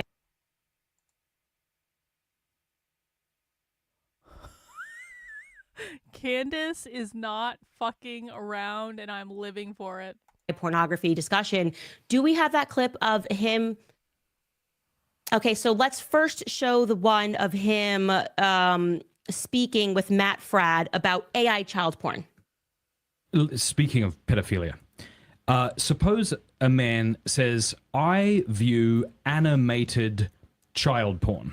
So there's no real victim in that sense of child pornography, which we both agree is horrendous. And by viewing animated child porn, it prevents me from acting out sexually on a child. Now, I deny that. I think that pornography inflames us to then want to act those fantasies out, and I think there's good studies that back that up. But surely you wouldn't say to the man who views animated child pornography, that's not bad so long as you don't act it out. Wouldn't you want to help this poor sick dude? Yes, I would, but I'm thrilled that he's not acting it out. I mean, agreed. Okay, of course. Well, that's big. Yeah. We're both thrilled that he might have a poor substitute, but it is a substitute if that were the case. No child is being used. Yeah. It's all animated. Yeah. And he. But would you use the word evil of animated child pornography? Yes. Because I certainly would. No, I would use evil only with behavior. That's where we might differ. Yeah. Are you fucking shitting me? Someone has to make the child pornography, even if it's oh my fucking god. Do you guys know I met Dennis Prager one time at Dave Rubin's house at Dave Rubin's birthday? And Dennis Prager knew who I was. Dennis Prager used to use me as an example all the time on his radio show, and he gave me a big hug. And then when I said Hitler went to heaven because I don't believe hell exists, and I believe everyone goes to heaven because God loves everyone unconditionally, Prager, you completely bent me over and fucked me.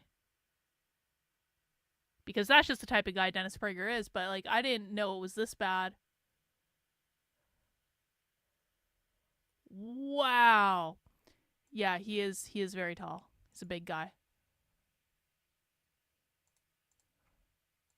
The sex issue. You can't be evil.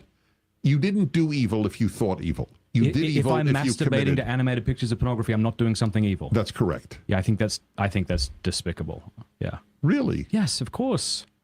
Who is being hurt? You have to have a victim. Oh, I'll tell you, there's at least two people being hurt. There's the person who's poisoning himself by encouraging him to think acting out on children, and there's also the animator. Okay, wait a minute. We both are aching for him not to have those fantasies. I agree with you, but you won't call it evil. I won't call a fantasy evil.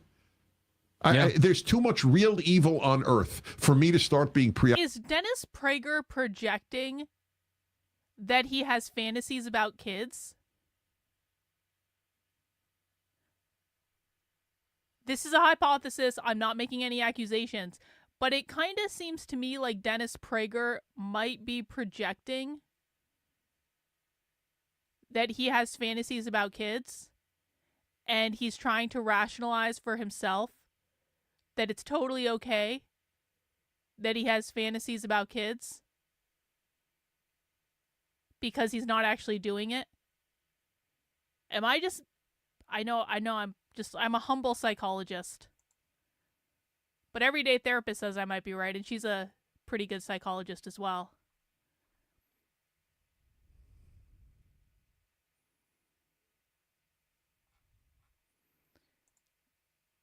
Do I think some on the right are actually undercover? No, I don't. I think anyone who thinks they're a secret undercover leftists pretending to be conservatives, I think that's one of the stupidest things I've ever heard. I know exactly who's saying this. James Lindsay says this all the time. It's a dumb idea. No, I don't think there's anyone undercover pretending. Occupied with people's thinking. It's not just thinking; it's him masturbating to images of children. Okay, so that the real question about the whole pornography issue is not pornography; it's masturbation. There is a Catholic tradition. I disagree. I think it's both.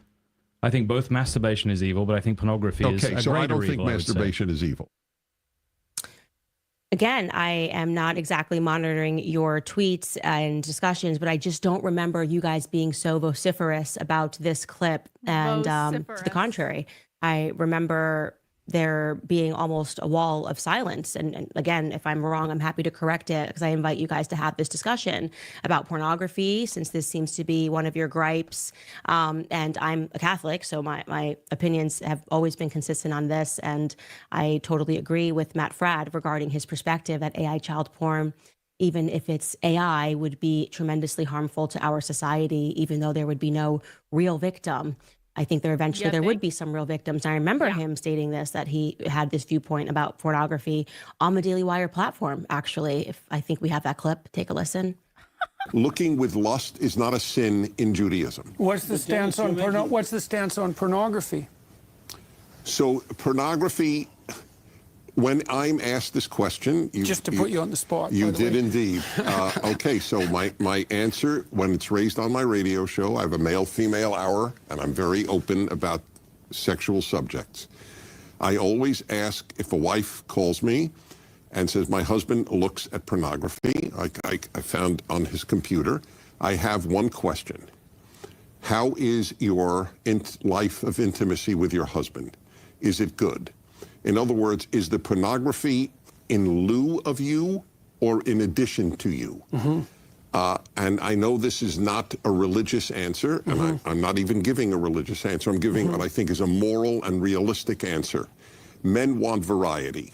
And if adultery is a substitute for, if pornography is a substitute,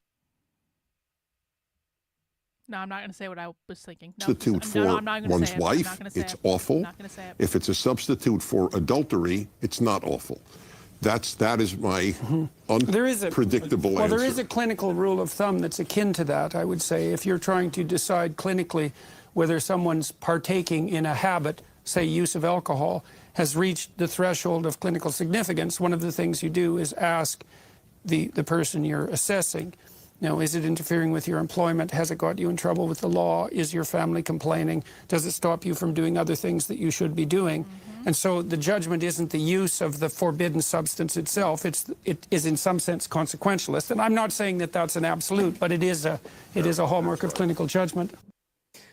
Yeah, I just disagree with all of that. And like I said, I don't remember you guys being so vociferous against the topic of pornography when this was trending. I just don't. And I'm happy to be wrong. I'm very happy to be wrong. Maybe you did dedicate the same amount of tweets about pornography.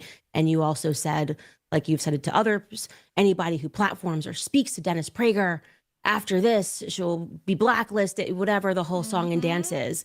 That you guys do about Andrew Tate's webcam business that he had in the past, which I fully disagree with. And I have said multiple times that I fully disagree with, because I do not agree that watching any porn is okay. But I do recall sitting across from Ben Shapiro as he made that same argument, that it was the thought and not the actual deed. And Matt Walsh on that backstage said, no, that's not right.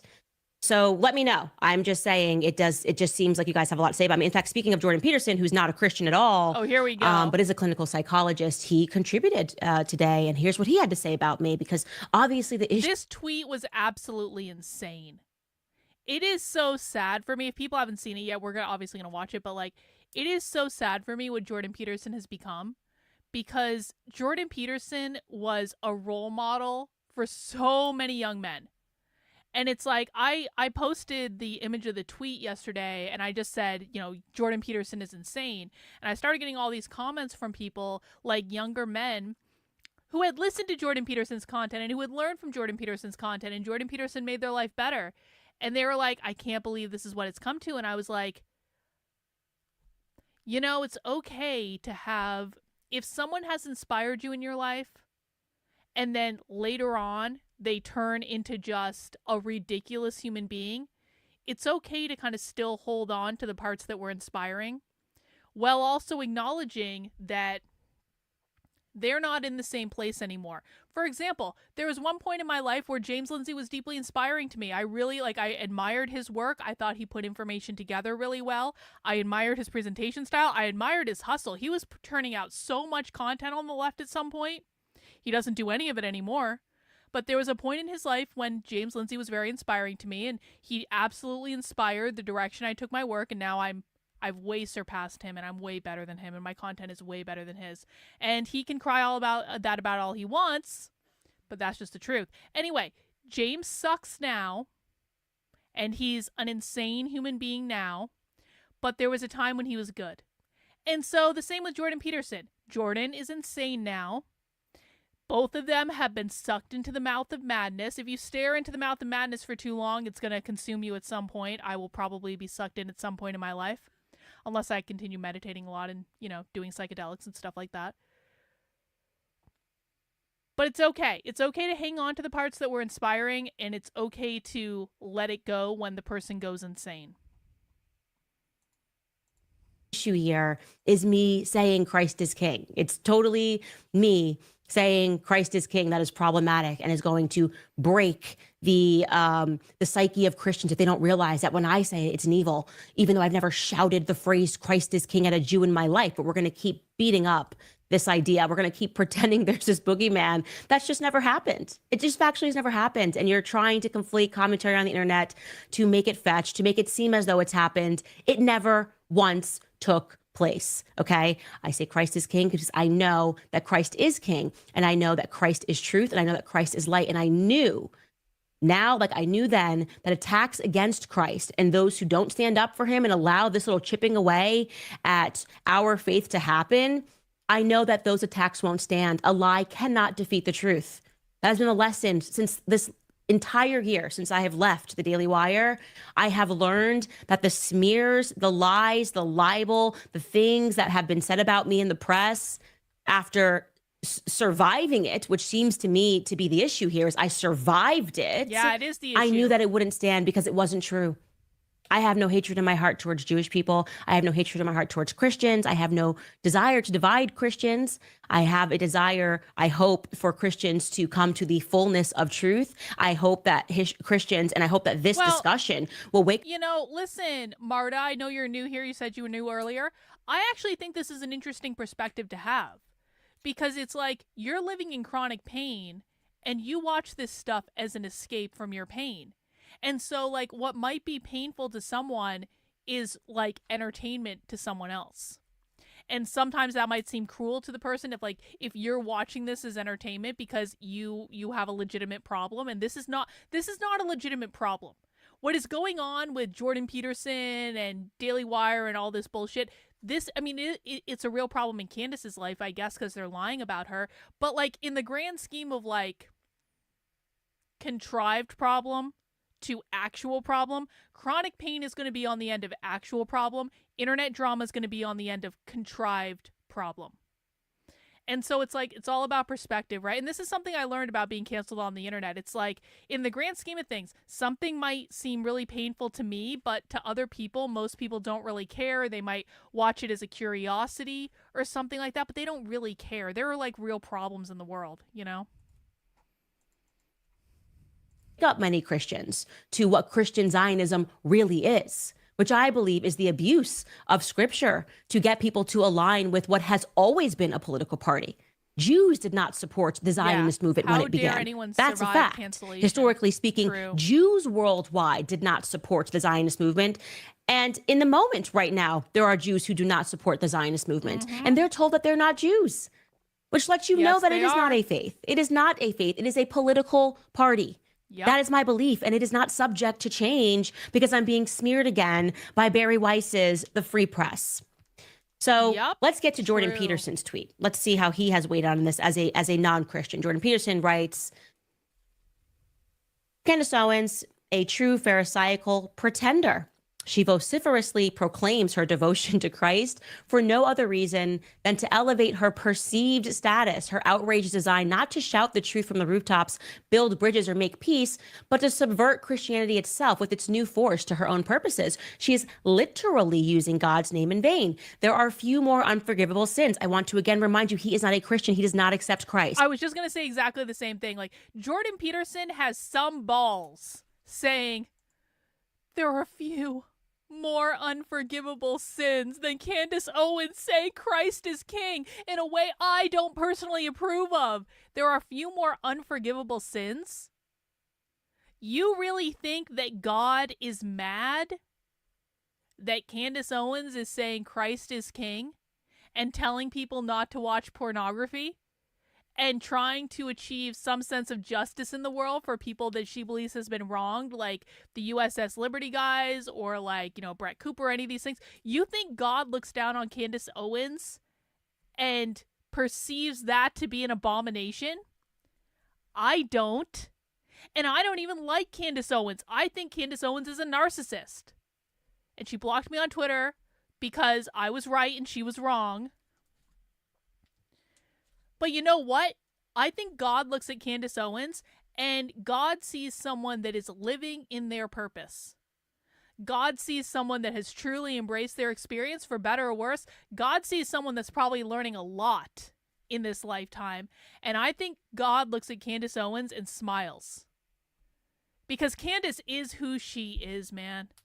She is who she is. She is unapologetic about who she is. She fully embraces who she is. She loves who she is. She obviously loves what she does. I don't have to personally like her to acknowledge that I think God probably looks at Candace Owens and says, yeah, that's a pretty good creation right there. And so for Jordan Peterson, who is an atheist, to come in and say, Candace Owens is deeply sinning against God, who the fuck does he think he is? There are few more unforgivable sins. I want to again remind you, he is not a Christian. He does not accept Christ. Okay? So he must not know what it means to be Pharisaical. For him to be doing this as someone who has publicly declared that he does not believe in Christ, yeah, well, there might be a reason that he got absolutely destroyed in the comments of people waking up and going, wait, what are you doing? This is Rabbi Shmuley, right? Rabbi Shmuley citing New Testament verses to me while also saying, I don't believe in Christ. Exactly. So what are you doing? Is this a Snapple fact to you? Exactly. Like something you get tattooed on your lower back in high school? If you don't believe in Christ, what are you doing citing the New Testament? Is it academic, perhaps, for you? You like the way it sounds? Anyways, let's go on. It's maybe something he wants to put on his Zanga profile or something, like AIM. He continues, woe to you scribes and Pharisees, you hypocrites. This is literally what I said to Rabbi Shmuley. You are like whitewashed tombs, which appear beautiful on the outside, but inside are full of dead men's bones and every kind of filth. This just came at me today. Okay. And it goes on. He goes on, right? There's another one. Isn't there a third tweet behind this? Maybe there's not. There is. But it's like, you got Jordan Peterson now, who is pretending to be a Christian because he wants to divide Christians on this topic. Again, reminder, nothing happened this week regarding Christ is King. Okay? So this is an attack on the faith. There's no other way for us to take a look at this. That's true. This just came out of nowhere because they were upset and wanted to complain. Nothing happened this week. And guess what? It's a couple weeks before Easter. Isn't it like Lent or something? I'm not a Christian or a Catholic. I don't know. But it seems like a lot of people are giving stuff up for Lent. And they want to have this fight now? Take a look at this report, rather, that was published, then a random attack on the Christian faith that's meant to divide Christians. They cannot pretend that someone was being victimized, that something happened on the internet, that something was trending. The only thing that has been routinely happening on the internet as of late is people debating whether or not America should be in this marriage with Israel all the time. True. That's a political debate. It has nothing to do with our faith. Yep. No one, least of all me, despite speaking about the free speech issues that are coming because people are believing that you can't criticize Israel, I didn't speak about this on the show and then say, Christ is king. No, I said, I think Bibi Netanyahu is a monster, because I do. And that's not subject to change. Again, I can't tell you that that is not subject to change enough. And I've already survived your attack, so how much bigger can your smears get? Okay? I want to get to some of your comments and to continue showing you like what else has been going on the internet, because I'm interested in what you guys believe this is and how you believe it should arrive to Christians. And I'm also interested in hearing the Jewish opinion on this. Now that we have gone through this timeline, you are seeing all of this, people pretending that they're being victimized by speech that wasn't said. Okay. Pharisaical. Okay. What are you talking about? It is Easter. You're not a Christian. Okay, we're leading up to Easter, and you are not a Christian, and you are telling us about the Pharisees. Yeah, that's pretty rich, Jordan Peterson. I think that's pretty rich. True. Reminding you guys about home title lock. Did you know that scammers can literally steal? All right, we're not watching this commercial. We gave Candace one commercial. We're not giving her two. Reason. Candace does and I want to again assert that last year they are what they have genuinely. I went too far. And that's home peace and of mind that you deserve. Okay, I'm going to again just ask you guys, what do you think is going on at the Daily Wire? Because genuinely, I am just completely miffed. I don't understand it. Like I said, they have made their positions very clear about what they view about me, what they think about me. They made it loud and clear last year. They are, for what reason, making it loud and clear again? Is it because I went on Theo Von? Is everybody triggered about Theo Von? Yeah. And I want to again assert that triggered. I will debate all of you at the same time. Okay. I am literally 33 weeks pregnant, and I am happy to host you here. Okay. Happy to host you to sit around and to debate your ideas of what anti-Semitism is, because they've widened. I would pay good money to see all of them sit around a table with Candace Owens and debate her when she's 33 weeks pregnant. I would pay-per-view that shit. I would pay $29.99 on pay-per-view. I would get some popcorn. I get some beer. I would invite friends over. No, what I'd probably do is just stream it on the internet with you guys. I have no friends. I have you guys on the internet. That's it. But I would pay good money to see it. I think they've widened a bit since I've been at the Daily Wire. What you define anti-Semitism as, maybe it hasn't. Maybe I just wasn't aware when I was at the Daily Wire. I would definitely like to get into your theology for sure. I would like to understand what it is, who you think you are to assert when or where or how somebody should say Christ is king. I find that argument to be exactly like the argument that is made from people on the left when they try to explain to us when it's appropriate for women to say that they're women, because it could be hurtful if you say it and Dylan Mulvaney is there wearing a dress. You know, there's a time and a place. That could be transphobia. You could trip it. Okay, but it's a truth. I am a woman. I'm a woman. So why do I have to care about how somebody feels about the phrase? And again, I find it to be disingenuous because there was no person that was shouted down by me saying Christ is king if they were a Jew. And if that had happened, it would still be true, but it never happened. So this entire debate seems to be hinging upon a non-event, which again, to me is incredibly disingenuous. And maybe I have it wrong. Maybe you guys did experience something. Maybe you were walking down the street. Maybe Ben Shapiro was walking down the street and somebody chased him down and said, Christ is king. And so he did experience that. And if you did, I would really suggest you to illuminate that. Because if you're just going to keep saying random accounts on the internet, okay, then I have the right to proclaim that I suffer racism every single day. And it's never been bigger or happening more than it is right now. True. Because I log on to X and people say the N-word. And so therefore, I am perpetually a victim who has the right to squeeze speech, right? To let people know that their souls will be condemned unless they recognize that they shouldn't be aligning or being followed by or being retweeted by whatever it is, or have anybody in their comments ever that says something offensive to a Black person. It feels a little Black Lives Matter to me. It does. Little bit. It feels like we're using and recycling the same arguments that were used during BLM to call everybody a name, anti-Semitic, everyone a conspiracy theorist, everybody this or that, when at its core, it's trying to control people. That's how I feel. I feel that you want me to somehow align with Christian Zionism. You think that you have a right to my platform, right? You think, well, if we didn't destroy her, we have to try one more time and get our friends to write articles. And on this same day, by the way. That's exactly what they think, by the way. That's exactly what they think. Because I've been through cancellation after cancellation. Let me tell you something about cancellation. all the patterns, every time someone goes through like a cancellation or a censorship, it's always the same.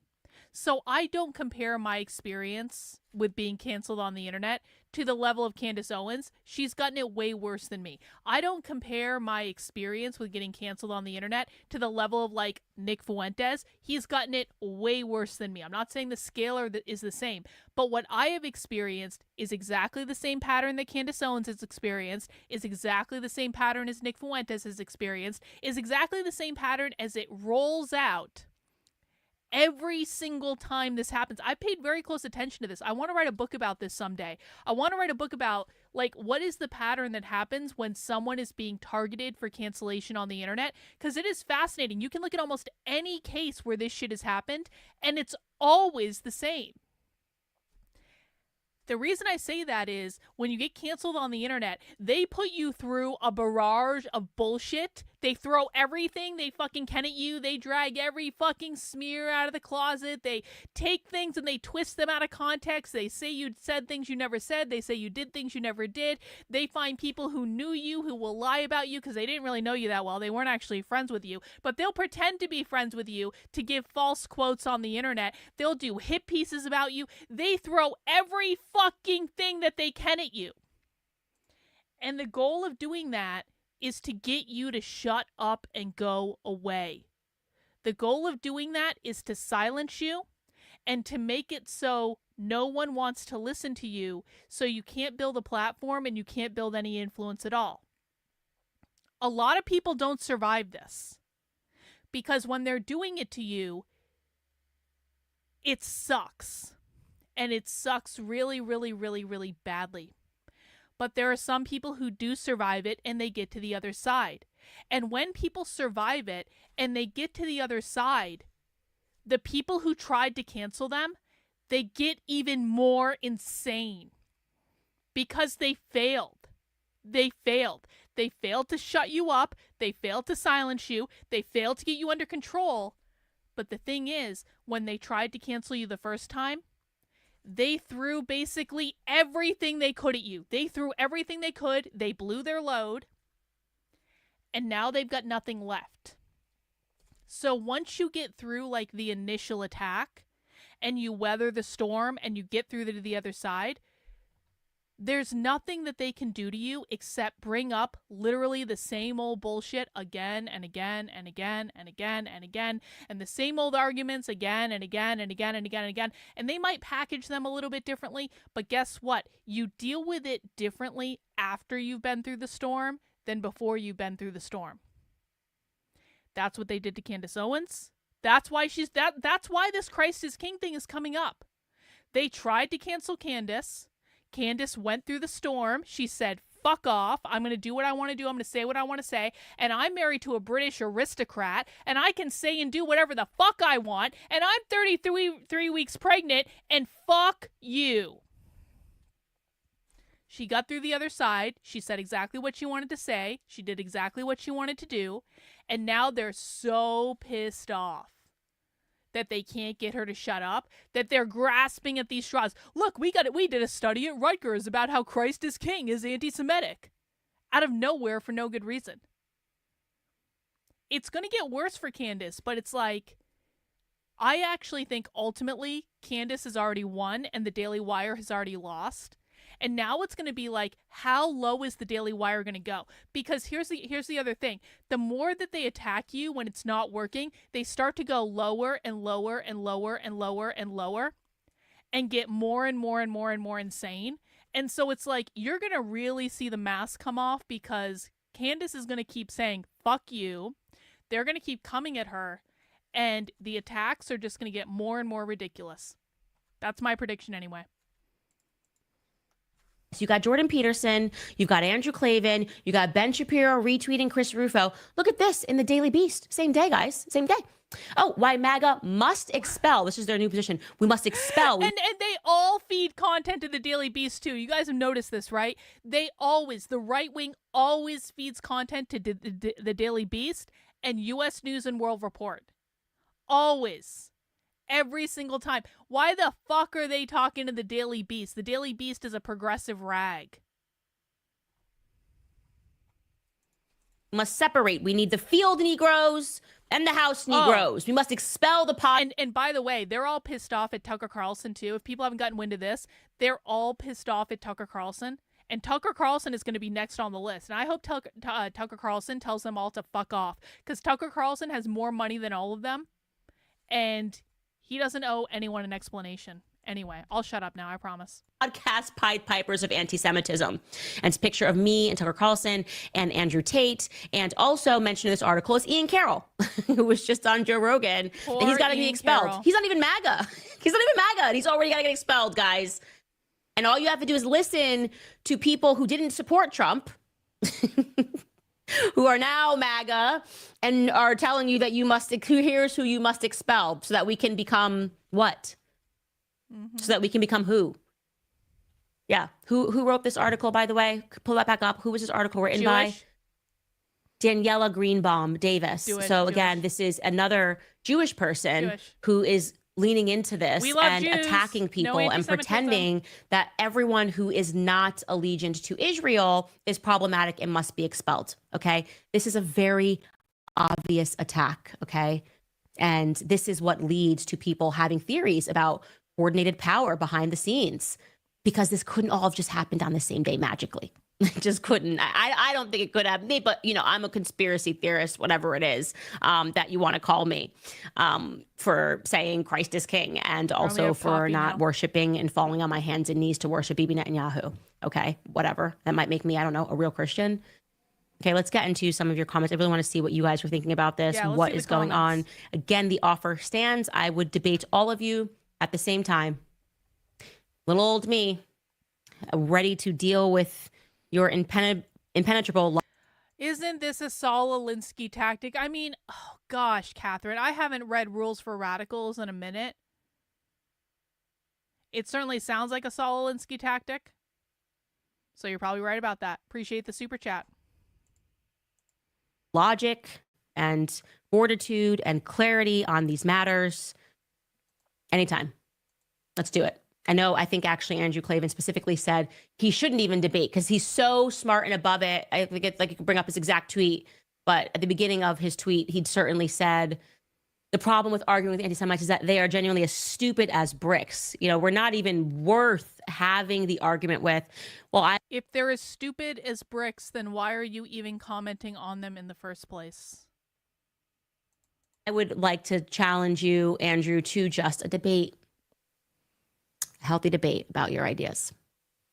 Okay, Elizabeth has written, as someone who used to be a liberal and now identifies more as a moderate, your reporting on the facts is fair and unbiased. It's refreshing to see a show that is both informative and thought-provoking while also being funny. I'm officially hooked. Thank you, Elizabeth. I appreciate that. And again, the more that people get to my content directly, these articles don't matter anymore. These reports being done don't matter anymore.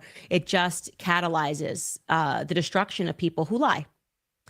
Biango writes, isn't it strange as they added Andrew Tate and Jake Shields, who aren't Christian, nor do they say Christ is king, onto the clip. That's so funny. I didn't even realize that. Yeah. Why is Andrew Tate in that clip of this honest report that was done by the NCRI, funded and founded by Joel Finkelstein? Why are you including Andrew Tate if this is about Christ is king? He doesn't say that. What are we even talking about? Good question. Jake Shields just doesn't purport to be a Christian. What are we even talking about? Again, this is a divisionary tactic. Bob Catlion writes, just wanted to send some support your way. You are literally out here doing the Lord's work. Keep preaching and exposing these lies. Much bless. Thank you so much. I appreciate that. Catherine writes, right, Aspen Institute. I'm so tired of this religion baiting. We see you. Thank you, Candace. Thank you guys so much for that. Alexandra writes, what they do not realize is that this truth awakening is Christ's plan, and this is a spiritual battle. Jesus Christ is coming back. Candace is fulfilling her calling. God bless your family and you. Christ actually never left. And thank you so much for saying that. And yeah, I declare Christ is king as I just know that we win. Like, we just win. All we have to do is tell the truth. All we have to do is not to harbor hatred in our heart. All we have to do is be willing to completely be transparent, to have the debates and to have the discussions. And that's enough. That is enough. We don't need to plot behind the scenes. We don't need to get articles dropped on the same day attacking a phrase. We just have to keep saying the truth unapologetically. Mila writes, our Lord God and Savior, Eastern Orthodox, Jesus Christ is King of Kings and Lord of Lords. Amen. Mira Costa writes, you know the haters are watching when they mention the bagels. They're your biggest fan. Yeah. How do we know that was about me? Because I just had mentioned bagels. I think we actually have that clip. Do you want to roll that, Skylar? I hope now people can reflect on really everything that happened last year to me, and people that have written like, Candace, I love your content. Like I'm just so sad that I found out that you hate Jews. And I'm like, guys, it's not true. It's completely crazy. I lived in New York. I was born in New York. You cannot hate Jews and be in New York City. You will never get a bagel. Okay. It's just not real.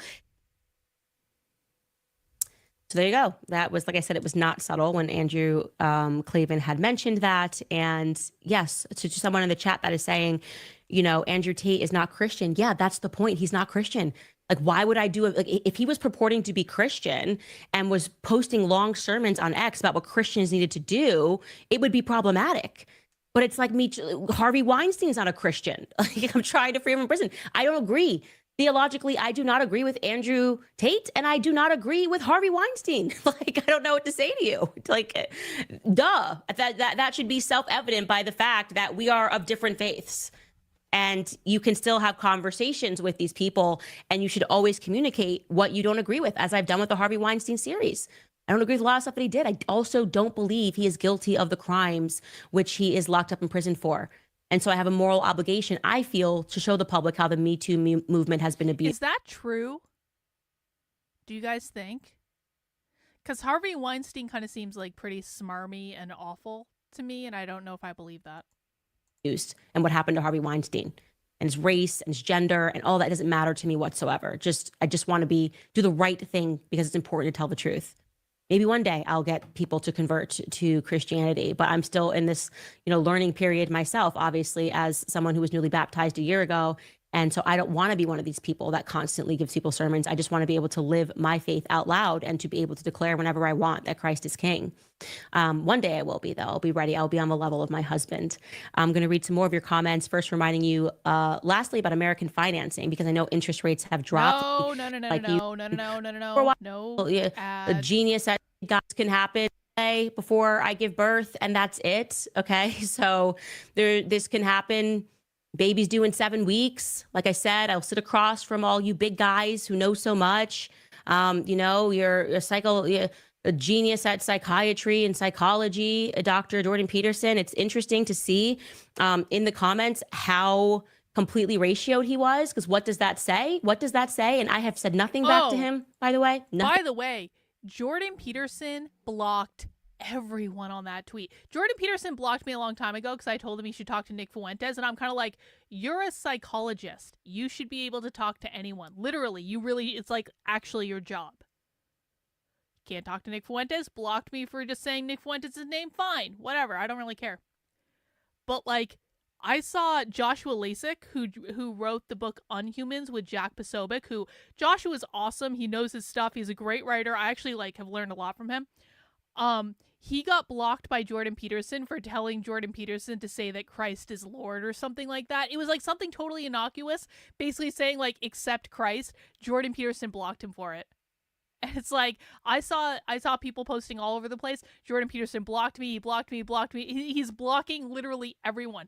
This is the world famous psychologist that's going to start the ARC institution or whatever. The right-wing version of the WEF. He has these ARC conferences in London or something, where they're trying to do this globalist WEF style thing, and Jordan Peterson is the head, and he gets up and he tells everyone how to live their life and what they should do. And it's you can't even take criticism, bro. You can't even take mean tweets on Twitter. It's time to sit down. Think back to him, because you just can't, I just don't understand people that think you're going to wake up one day and attack Christ as King, and that's going to be a good position to have, and to deem someone pharisaical who hasn't even made that declaration. I had my producer check. I was like, when was the last time I tweeted? December, he said.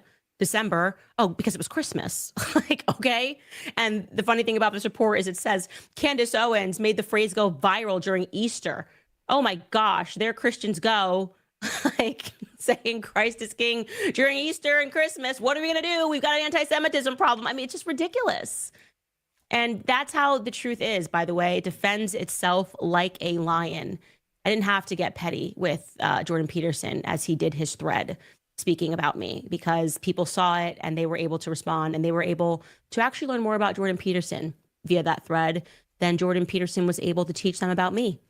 And I would sit down with him. I'm open to having that discussion, Dr. Jordan Peterson, and you can team up, because I am that confident in my beliefs, and I am that confident in the things that I have said publicly, and I am that confident in the things that I will continue to represent publicly. I am not a Christian Zionist. I am just a Christian. And I hope that helps. Okay, we have another comment here from Laura. She writes, obviously, from the Bible, if the world hates you, know that it has hated me before.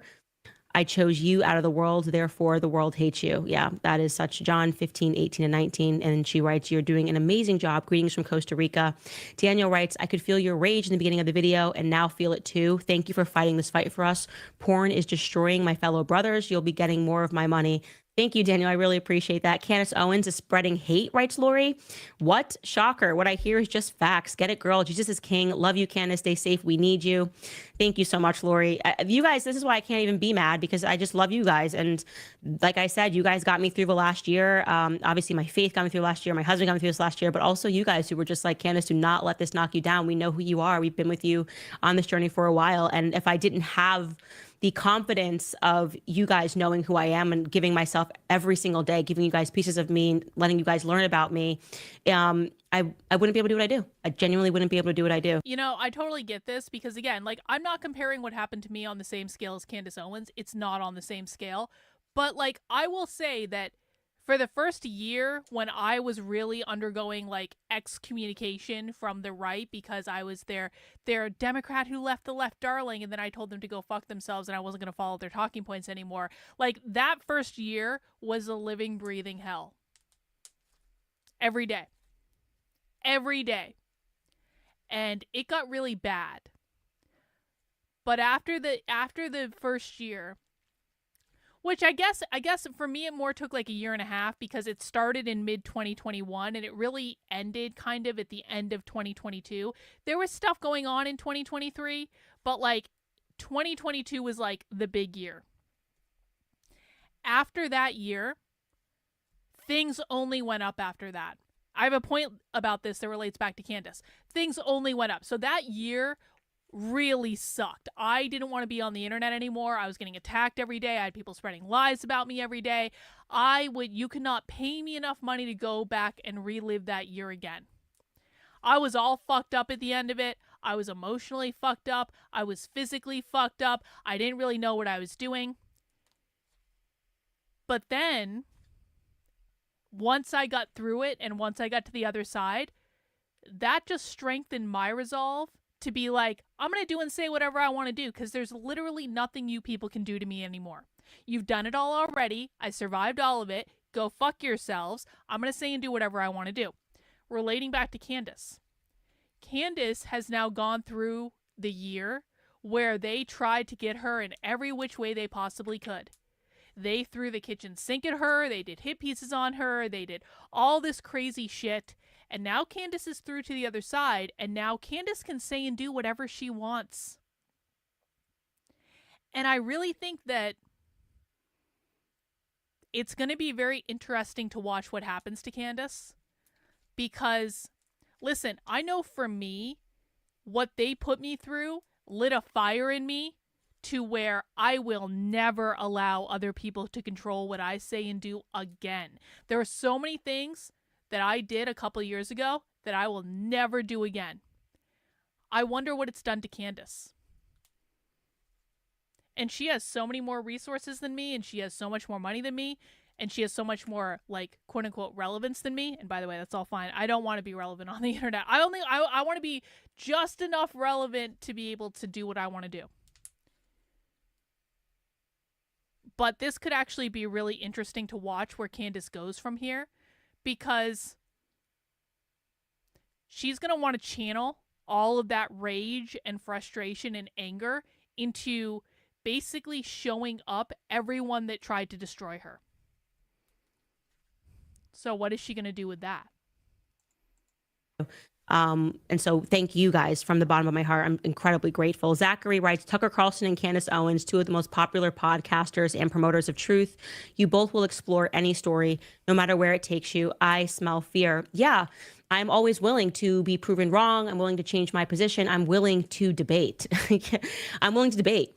And I do find that this sort of approach to preaching from behind a screen and telling people and trying to direct people into what now just feels like smears more than anything else, not really positions, no evidence of those things. If you have true evidence of those claims that I screamed Christ is King at a Jew, then present it.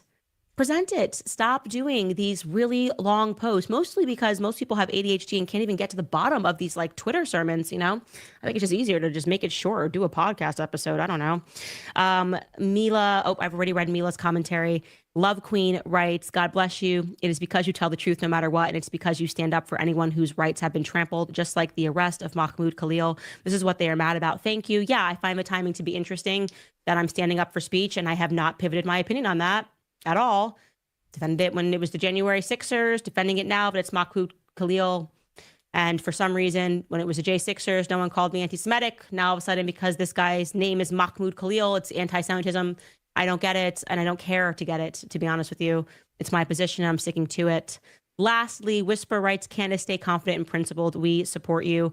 Trust me, I will remain principled. Trust me, that it's all bigger than us. Like, we are so small. All of us are just so small in all of this. And if I'm the conduit to the debate, great. This platform is not mine, it's God's. I've said that for a long time. Every single mass that I go to, every Sunday, because you can't miss it or you're in sin, the first thing I do is I just express gratitude to God for giving me a platform. And I pray for the same thing every week amongst other things. I just say, I pray that you just give me the words that you want shared with the world, because this is your platform and it's not mine. I'm so small in this. And I know Tucker has the same perspective. He's one of the most wonderful human beings, by the way. I have dealt with everyone. He is genuinely one of the most wonderful human beings. And, you know, support Tucker Carlson, support the people that are stepping out of bounds by trying to tell you the truth and saying things that are not permitted by the mainstream media and the Barry Weisses and the Danielle Greenbaums and the people that write these sorts of hit pieces all the time about us without any evidence of their claims, just smears and libels and attacks perpetually. And also, by the way, support. If you believe in the things that Jeremy Boring and Andrew Klavan believe in, then you should support the Daily Wire. That's how the free markets works. That's smart. That's how it works. You like it? You like what you're seeing there? You like what they're throwing down? Support them. Hope that helps, guys. That's all I'm going to say for today. Again, thank you, guys. All right. Well, okay, we're not going to do Candace dirty like that. There we go. All right. That was pretty awesome. I have to say, that was pretty great. W Candace. And I don't really have anything else to say. I've kind of said it all. I think it's going to be really interesting to watch where Candace Owens goes from here. I think it's going to be really interesting to watch what she does now that she's kind of made it through the first year of the storm of, you know, massive cancellation. And I just want to sit here and enjoy it with all of you guys, and that's what we're going to do. And guys, I want to remind you that if you want to pick up my new book, which is out today. Fun fact, Karl Marx died on March 14th, 1883. That was 142 years ago. Today we are celebrating the anniversary of Karl Marx's death with the release of my brand new book. It is called Debunking the Communist Manifesto. It is an epic debunk. It is a 400-page debunk of the world's most dangerous propaganda document. Yours is going to come with this stripe across it. This is a proofing copy. Don't worry. Yours is going to look like on the screen. And I'm really excited about this, and I think this is the manual that you give your kids when you find them reading the Communist Manifesto. If someone ever tries to tell you real communism hasn't been tried, just give them this book and tell them to go write you a book report or something like that. It is available on Amazon, Kindle, and paperback.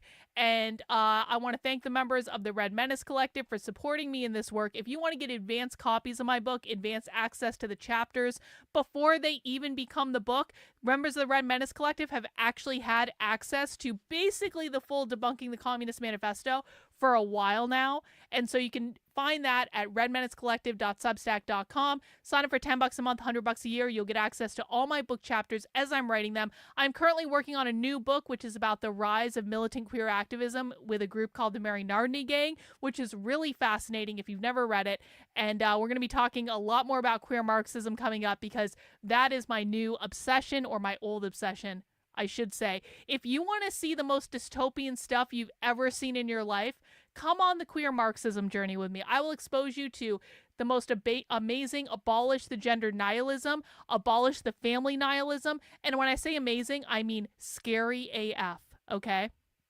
So that's what's going on in Red Menace Collective. And you can also find me over on my main Substack. That is Carlyn, KARLYN.substack.com. This is separate from the Red Menace Collective. They are two separate things. You can find out why the left is obsessed with polyamory. You can get inside a spy stream call we recently did where leftists are organizing to defend fascism. You can see that I correctly predicted on Monday that this kid was going to become the left's new George Floyd. This is going to get really bad. The protests on the left are going to get really, really bad. I'm telling you guys right now, this is their new George Floyd, and it was a completely unforced error on the part of the Trump administration. So, yay. So you can check out my main Substack. That is Carlyn, KARLYN.substack.com. And that's all I have for today, guys. I will be back at 6 p.m. tomorrow for Socialism Saturday.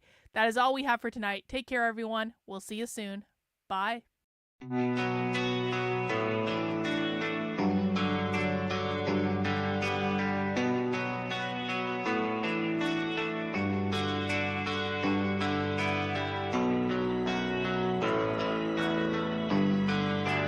How are you feeling?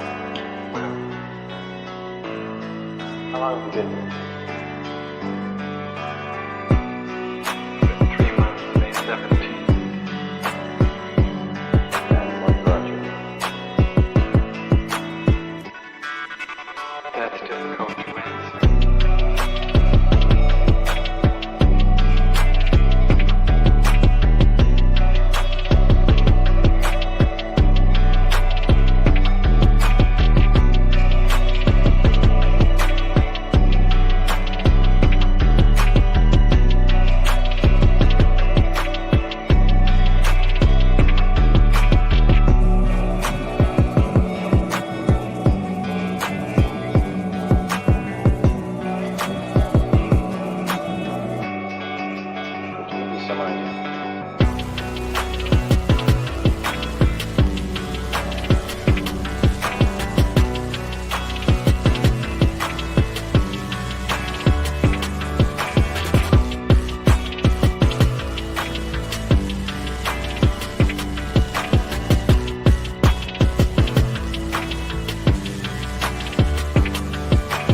I'm not completely like other people. What do you mean by that?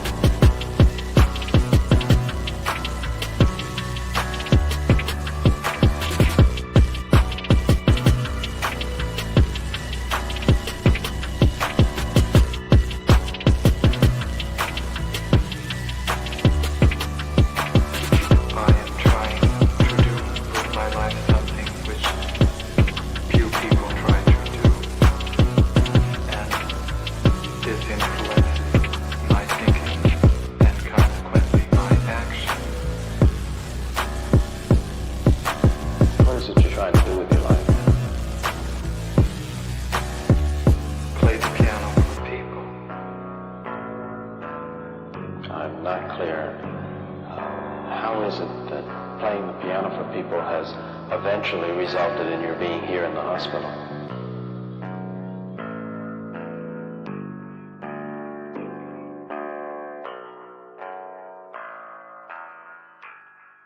That's difficult to answer.